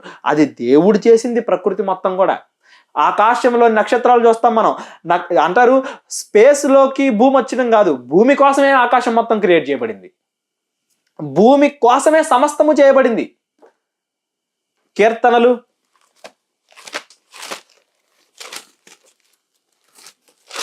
19వ అధ్యాయము, కీర్తనలు 19వ అధ్యాయము 1వ వచనం, ఆకాశములు దేవుని మహిమను వివరించుచున్నవి, అంతరిక్షము ఆయన చేతి పనిని ప్రచురము చేయుచున్నది. ఏమండి, అదే మనం గనక చంద్రుడి మీదకి వెళ్ళి చూసాం అనుకోండి, స్పేస్ని, నక్షత్రాలు అంత మంచిగా అందంగా కనపడతాయి అని మీరు అనుకుంటున్నారా? ఆకాశం అనేది అంత నీట్గా అందంగా కనబడిద్దని మీరు అనుకుంటున్నారా? కనబడదు. ఎందుకంటే భూమి మీద నుండి చూస్తేనే ప్రపంచం అంత అందంగా కనబడిద్ది నైట్ పూట. అలా చేశాడు దేవుడు భూమి కోసము. వాటికి భూమి మీద గల ప్రభుత్వమును నీవు స్థాపింపగలవా అంటాడు. అంటే ఏంటి? ప్రపంచం మొత్తాన్ని కూడా భూమి కోసం దేవుడు చేశాడు. ఎందుకంటే భూమి మీద మనుషులు ఉన్నారు కాబట్టి. మన కోసం ప్రపంచాన్ని చేశాడు, మన కోసం పక్షులను చేశాడు, మన కోసం జంతువులు చేశాడు, మన కోసం చెట్లు చేశాడే కానీ వాటి నుంచి మనం రాలేదు. నేల మంటితో ప్రత్యేకంగా దేవుడు మనుషుల్ని క్రియేట్ చేశాడు. అన్నీ కూడా నేల మంటి నుండే వచ్చాయి కాబట్టి అన్నిటికీ రిలేషన్ ఉంటుంది. మెటీరియల్స్ అవే. మనలో ఉండే ఏదైతే ఏమంటారు చర్మము, మాంసము, ఏమంటారు కాల్షియము, ఐరన్, ఏవేవైతే ఆటమ్స్ అని మాట్లాడుకుంటామో ప్రతి జీవిలోనూ అవే ఉంటాయి. మొక్కల్లో కూడా అవే ఉంటాయి. ఎందుకంటే ప్రతిదీ కూడా నేల నుండి క్రియేట్ చేయబడింది. సమస్తము కూడా ఆ నేల కూడా వాటర్ నుండి క్రియేట్ చేయబడింది. ఇవాళ మనం అప్డేట్ ఏందో చదువుకుంటున్నాం. మనం సైన్స్ ఏమని మిగతా గ్రహాల మీద వాటర్ ఉందా లేదా అని ఇవాళ మనం ప్రయోగాలు చేస్తూ వెళ్తున్నాం. దేవుడు అన్ని వాటర్ నుంచే కలిగినాయి అని చెప్పాడు. అసలు ప్రపంచాలన్నింటినీ వాటర్ నుండి చేశానని దేవుడు ఎప్పుడో చెప్పాడు. ఇవాళ వెళ్ళి మనం ఈ ప్లానెట్ మీద వాటర్ ఉంది, ఇది అంతకుముందు వాటర్ ఉండేదని మనం ఇవాళ చదువుకుంటున్నాం. దేవుడు విశ్వాన్ని చేసిన ఆయన యొక్క నాలెడ్జ్, సైన్స్ దగ్గర ఎంత నాలెడ్జ్ ఉంది, దేవుడి దగ్గర ఎంత నాలెడ్జ్ ఉంది. ఆయన మనకి మంచితనాన్ని నేర్పించాలి అనుకున్నాడు కాబట్టి సరిపోయింది. కానీ ఒకవేళ ఆయన నాలెడ్జ్ని, సైన్స్ని ఆయన నేర్పిద్దాం అనుకున్నాడు అనుకోండి, ఆయన మహత్కార్యాలను వివరించడానికి భూమి సరిపోదంట. చూడండి, యోహాను సువార్త 21వ అధ్యాయము, యోహాను సువార్త 21వ అధ్యాయము 25వ వచనం, యేసు చేసిన కార్యములు ఇంకను అనేకములు కలవు, వాటిలో ప్రతి దానిని వివరించి రాసిన ఎడల అట్లు రాయబడిన గ్రంథములకు భూలోకమైనను చాలదని నాకు తోల్చుచున్నది. ఒకవేళ ఆయనే సైన్స్ చెప్పాలి అనే పాయింట్లో రాశాడంటే భూమి గోళాకారముగా ఉన్నది అని ఒక్క మొక్కలో చెప్పేశాడు. అలా కాకుండా భూమి గోళాకారంగా ఉంది, దాని డయామీటర్ ఎంత ఉంది, సెంటీమీటర్ ఎంత ఉంది, ఇంత లెంత్ ఉంది, ఇంత విడ్త్ ఉంది, ఇంత కిలోమీటర్ల స్పీడ్తో తిరుగుతుంది, ఇలా రాసుకుంటే వెళ్ళాడు అనుకోండి, భూమి నిండా పుస్తకాలు పెట్టినా కానీ ఆయన మహిమను వివరించడానికి అవి సరిపోవంట. లెక్క ఇన్ఫినిటీ అని ఒక నెంబర్ పెట్టుకుంటాం కదా, అది కూడా సరిపోదు దేవుడి యొక్క మహిమను వివరించడానికి. ఇక్కడ కాన్సెప్ట్ ఏంటంటే దేవుడు ప్రకృతిని ఎంత అందంగా, బిగ్ బ్యాంగ్ వల్ల ప్రకృతి వచ్చిందని చెప్పుకుంటాం మనం. ఆ బిగ్ బ్యాంగ్ అనేది ఎలా కలిగింది? ఆయన మహత్తు గల మాట, ఆ సౌండ్కి విశ్వం అనేది క్రియేట్ అయింది. ఏదో ఏమంటారు, ఒక పేలుడు పెట్టి ఒక ఇంటిని పేల్చేసాం అనుకోండి, మనం అది అందంగా తయారవుద్దా, చల్లా చెదురైపోయి పడిపోద్ది ఎక్కడ పడితే అక్కడ? మరి అంత పెద్ద పేలుడు జరిగితే ఎంత పెద్ద భూమి, ఆ భూమి మీద మంచిగా ఏమంటారు మనం చూడడానికి ఇన్ని రకాల అందమైన మొక్కలు, అందము అనే పాయింట్ ఉంది చూడండి ప్రతి దాంట్లో. అందమైన మొక్కలు, రుచికరమైన పండ్లు, అందమైన జలపాతాలు, చెట్లు, ఇంత అందంగా ఎవరో తీర్చిదిద్ది పెట్టినట్టుగా ప్రతి దాన్ని ఫైన్ ట్యూన్ చేసి చిన్న చిన్న చేంజెస్ చేసి పర్ఫెక్ట్గా మన కళ్ళకి, మన శరీరం అన్నిటికీ అందంగా చేస్తే దేవుడు భూమి మీద ఉన్న అందాలన్నీ చూడడానికి మన ఏజ్ అంతా తిరిగినా సరిపోదు. మనకి ఆ 100 సంవత్సరాలు ఇస్తే 100 సంవత్సరాలు తిరుగుతానే ఉన్నా కానీ భూమి మీద అందాలు చూడలేము. అంత అందంగా దేవుడు భూమిని క్రియేట్ చేస్తే ఇది దానికదే ఎలా పడితే అలా వచ్చేసింది, ఒక వెనకాల ఒక మాస్టర్ మైండ్ లేదు అని మనం ఎలా అంటాం? విశ్వాన్ని, అందాన్ని, ప్రకృతి అందాలని, ఆకాశంలో నక్షత్రాలను చూసిన ఎవడైనా కానీ దేవుడా నీ క్రియేషన్ అనేది ఎంత అద్భుతమైనది అనే మాట నోటి నుండి రాని నరుడే ఉండడు. అందుకే అంటున్నాడు చూడండి, రోమిలికి రాసిన పత్రిక మళ్ళా చదువుకుందాం. రోమిలికి రాసిన పత్రిక 1వ అధ్యాయము 20వ వచనం, ఆయన అదృశ్య లక్షణములు అనగా ఆయన నిత్యశక్తియు దేవత్వమును జగదుత్పత్తి మొదలుకొని సృష్టింపబడిన వస్తువులను ఆలోచించుట వలన తేటబడుచున్నవి గనుక వారు నిరుత్తరులై ఉండిరి. విశ్వాన్ని చూస్తే చెప్పేయచ్చు దేవుడే విశ్వాన్ని చేశాడు అని. సైన్స్లో కూడా నిజం ఉంది. ఏదైతే అజంప్షన్స్ ఉన్నాయో ఆ అజంప్షన్స్ని మనం నిజాలు అని నమ్ముకొని దేవుడు తప్పు అని మనం అనుకోకూడదు. అవి అజంప్షన్స్. నిజాలని సైన్స్ కన్నా ముందే బైబిల్ చెప్పింది. ఇది ఇక్కడ పాయింట్. మనిషి కోతి నుండి రాలేదు, మనిషిని దేవుడు చేశాడు. ప్రతిదాన్ని తన చిత్త ప్రకారంగా చేశాడు. ఎందుకు మరి ప్రతిదాన్ని ఇలా చేసినా కానీ ఒకదాని నుండి ఒకటి వచ్చాయని సైన్స్ అనుకుంటుంది, దేవుడు లేడు అని అనుకుంటుంది. కాబట్టి ప్రతిదాన్ని దేవుడు భూమి నుండే చేశాడు కాబట్టి ఆ రిలేషన్ ఒకదానికి మధ్య ఒకటి ఉండేలాగా దేవుడు చేశాడు కాబట్టి. ఏమంటే ఇప్పుడు మనం మొక్కలు తింటాం, జంతువులు తింటాం, అవన్నీ మన బాడీలో కరెక్ట్గా కలిసిపోవాలి అంటే, మన బాడీకి ఎనర్జీని ఇవ్వాలంటే, మన బాడీ ఆ కుక్కను ఏమంటారు ఆ మేకనే గొర్రెనో కోడినో ఉపయోగించుకొని మన బాడీ పెరగాలి అంటే, మరి బాడీకి సంబంధించి ఏవైతే ఉపయోగపడతాయో అవి అందులో ఉండాలా అవసరం లేదా? బాడీకి అవసరమైనవి దేవుడు అక్కడ పెడితే, వాటిలో ఉండేవి వీటిలో ఉండేవి సేమ్ ఒకేలాగా ఉన్నాయి కాబట్టి వాటి నుండి వచ్చేసాయి అని చెప్పుకోవడం అనేది అజ్ఞానం అవుతుంది. దేవుడు కావాలని మన కోసం ప్రకృతిని ఇలా చేశాడు. దేవుడు చేసిన ప్రకృతిని ఉపయోగించి దేవుణ్ణి ఏమంటారు ఆరాధించాలి కానీ, దేవుడు చేసిన ప్రకృతిని చూసి దేవుడే లేడు అంటాం అనేది వివేకము లేకపోవడం, జ్ఞానము లేకపోవడం అనే దానికి ఎందుకు వస్తుంది. దేవుడి యొక్క ఎంత టెక్నాలజీ, దేవుడి దగ్గర ఎంత టెక్నాలజీ ఉందో చూడండి. ఇవాళకి కూడా ఒక మనిషి బ్రెయిన్ని కూడా మనం తయారు చేయలేకపోతున్నాం, ఒక మనిషి కన్నును కూడా మనం తయారు చేయలేకపోతున్నాం, బ్లడ్ను కూడా తయారు చేయలేక వేరే వాడి దగ్గర నుండి మనం తీర్చుకుంటున్నాం అంటే దేవుడి యొక్క టెక్నాలజీ ఎంత అడ్వాన్స్డో చూడండి. ఆయన టెక్నాలజీకే మనం అదుపులు పెట్టగలమా? దేవుడు ఒక రోజులో చేయగలడా, 2 రోజుల్లో చేయగలడా, 6 రోజుల్లో చేయగలడా అని మనం క్వశ్చన్లు పెట్టగలమా? 7 రోజుల్లోనే ఎందుకు చేశాడు అనే దానికి ఒక పర్టికులర్ ఎక్స్ప్లెనేషన్ ఉంది. 7 రోజుల్లో ఎందుకు చేశాడు, విశ్రాంతి అనే కాన్సెప్ట్ గురించి ఇంకొక రోజు మనం మాట్లాడుకుందాం. ఈరోజు ఇక్కడ చెప్పదలుచుకున్న పాయింట్ ఏంటంటే, దేవుడు చేసిన ప్రకృతిని చదువుకునేది సైన్సు, ప్రకృతిని క్రియేట్ చేసే దేవుడు. మరి చదువుకునే మనం ఎందుకని కొంతమంది దేవుణ్ణే తప్పు పడుతున్నారు అనేది ఇవాళ మీ అందరికి కూడా అర్థమయ్యేలా తెలిసింది అని నేను అనుకుంటున్నాను. ఏంటంట, దేవుని యొక్క లక్షణాలు ప్రకృతిని చూస్తే మనకు అర్థమైపోతాయి. వారు నిరుత్తరులై ఉండిరి అంటే ఏంటి, సమాధానం చెప్పలేక ఉన్నారంట. ఏమంటారు, అవును కదా, దీనికి ఏం సమాధానం చెప్తాం అడగండి. ఒక జాతి నుండి ఇంకో జాతిలాగా మారిపోయిందా? ఏదో ఒక ఎగ్జాంపుల్ చూపించండి. ఓహో కొన్ని కోట్ల సంవత్సరాలు పట్టిద్దా, అయితే ఇప్పుడున్నవి ఎందుకు మారలేదు, మన రక్తాన్ని ఎందుకు, క్వశ్చన్లు అడిగితే ఏమవుతారు, నిరుత్తరులై ఉన్నారంట. మరి నిజాలు ఉన్నాయని కొన్ని నమ్ముకుంటున్నాం కదా, ఆ నిజాలు దేవుడు ఎప్పుడో చెప్పాడు బైబిల్లో. ఆ నిజాలు నీ థియరీ కన్నా ముందే చెప్పింది బైబిల్. కానీ దేవుడు ఒక లిమిటేషన్ పెట్టాడు. ఎంతవరకు ఇవి అడాప్ట్ అవ్వగలవు జీవులు, ఎంతవరకు ఒక జీవి ఇంకొక జీవిలాగా మారగలదు, ఎంతవరకు మ్యూటేషన్ జరగగలదు, ఎంతవరకు న్యాచురల్ సెలక్షన్ జరగగలదు, ఒక లిమిట్ ఉంది ప్రతిదానికి కూడా. ఆ లిమిట్ దాటి ఒక జీవి ఇంకొక జీవిలాగా మారిపోతుంది, ఒక చేప ఒక కుక్కలాగా మారిపోతుంది, ఒక చేప అనేది ఒక పక్షిలాగా మారిపోతుంది, ఒక చేప అనేది ఒక కోతిలాగా, కోతి మనిషిలాగా మారిపోతున్నాడు అంటాం అనేది ఎంత అవివేకం. ఇన్ని చెప్పినా కానీ అపవాది పొద్దున్న లేచిన దగ్గర నుండి నైట్ పడుకునేంత వరకు కూడా మనకి ఇవన్నీ బాగా వినిపించి ఏదైతే నిజం అనేది షర్ట్ వేసుకునే లోపు అబద్ధం ఫ్లైట్లో వెళ్ళిపోయిందంట. అంటే ఏమంటారు, ఇన్ని చెప్పినా కానీ చిన్నప్పటి నుండి మన మీద ఉన్న ఇన్ఫ్లుయెన్స్ రకరకాల అపవాదికి మనకన్నా ఎక్కువ తెలుసు బైబిల్. దానికి తెలిసిన బైబిల్ని ఉపయోగించి మనకి తప్పుడు మాటల్ని, మన చెవులకి దేవుడు లేడు అని అనిపించేలా చెయ్యాలి మన నోటి చేత అని, అది విశ్వ ప్రయత్నాలు చేయడానికి ఎన్ని రకాలుగా మనకి ట్రై చేయాలనిపిస్తే అన్ని రకాలుగా ట్రై చేస్తుంది. ఇంకా ఇన్ని చెప్పిన ఈ టాపిక్ మీద ఇంకా కొంతమందికి డౌట్లు ఉంటాయి, నాకు ఆ విషయం తెలుసు. కాకపోతే మరి అందరికీ అర్థమయ్యేలాగా 1 అవర్లోనే చెప్పేలేం కదా. ఇప్పుడు నేను చెప్పింది 90%కి అర్థం అవ్వచ్చు, 99%కి అర్థం అవ్వచ్చు, 1% ఎవరికైనా మీకు అర్థం అవ్వకపోవచ్చు. అందరికీ అర్థమయ్యేలాగా చెప్పాలంటే ఈ ఒక్క టాపిక్ మీద, ఎవల్యూషన్ అనే ఒక్క టాపిక్ మీద మనం రిసోర్సులు ఏమంటారు, తప్పులు రైట్లు, సైన్స్ ఎక్కడుంది, మనం ఎక్కడున్నాం, బైబిల్ ఎక్కడుంది, ఇది రైటా రాంగ్ అని డిస్కస్ చేసుకుంటూ వెళ్తే ఒక రోజంతా పట్టినా పట్టచ్చు. ఎందుకు, మీరు అడిగేదాన్ని బట్టి, ఎదుటి వాళ్ళకి ఎంత నాలెడ్జ్ ఉందనే దాన్ని బట్టి నా దగ్గర నుండి సమాధానం వస్తూనే ఉంటుంది. సాటిస్ఫై అయ్యేలాగానే, మళ్ళీ ఏదో ఊరికే గుడ్డిగా నమ్మాలని కాదు, దేవుడే చెప్పాలా గుడ్డిగా నమ్మమని, పరిశీలించి చదువుకోండి అన్నాడు దేవుడు.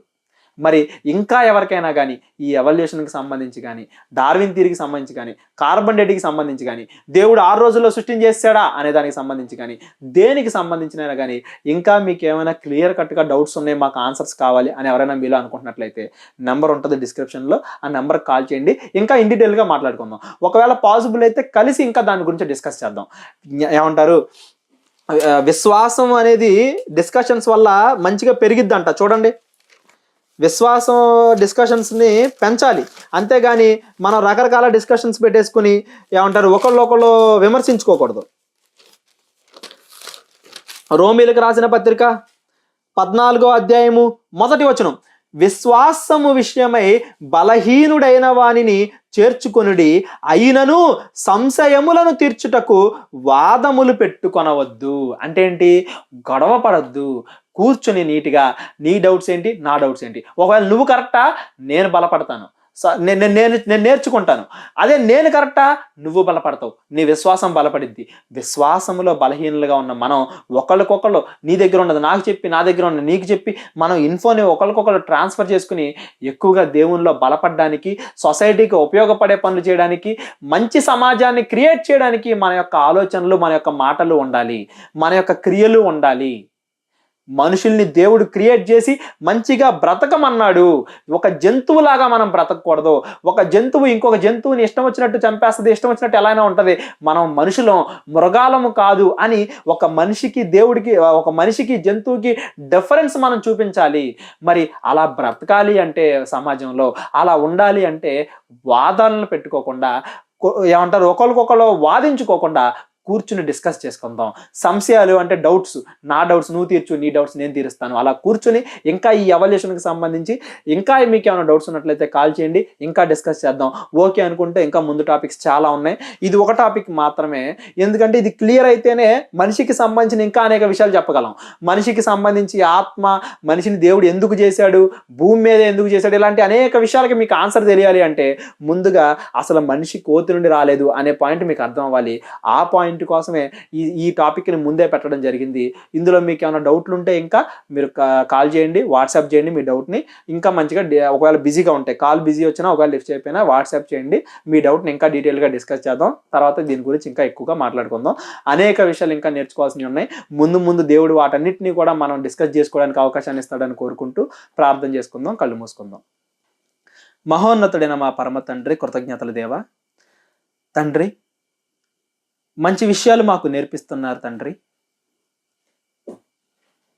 సైన్స్ అనే ఒక పెద్ద పదంలో తండ్రి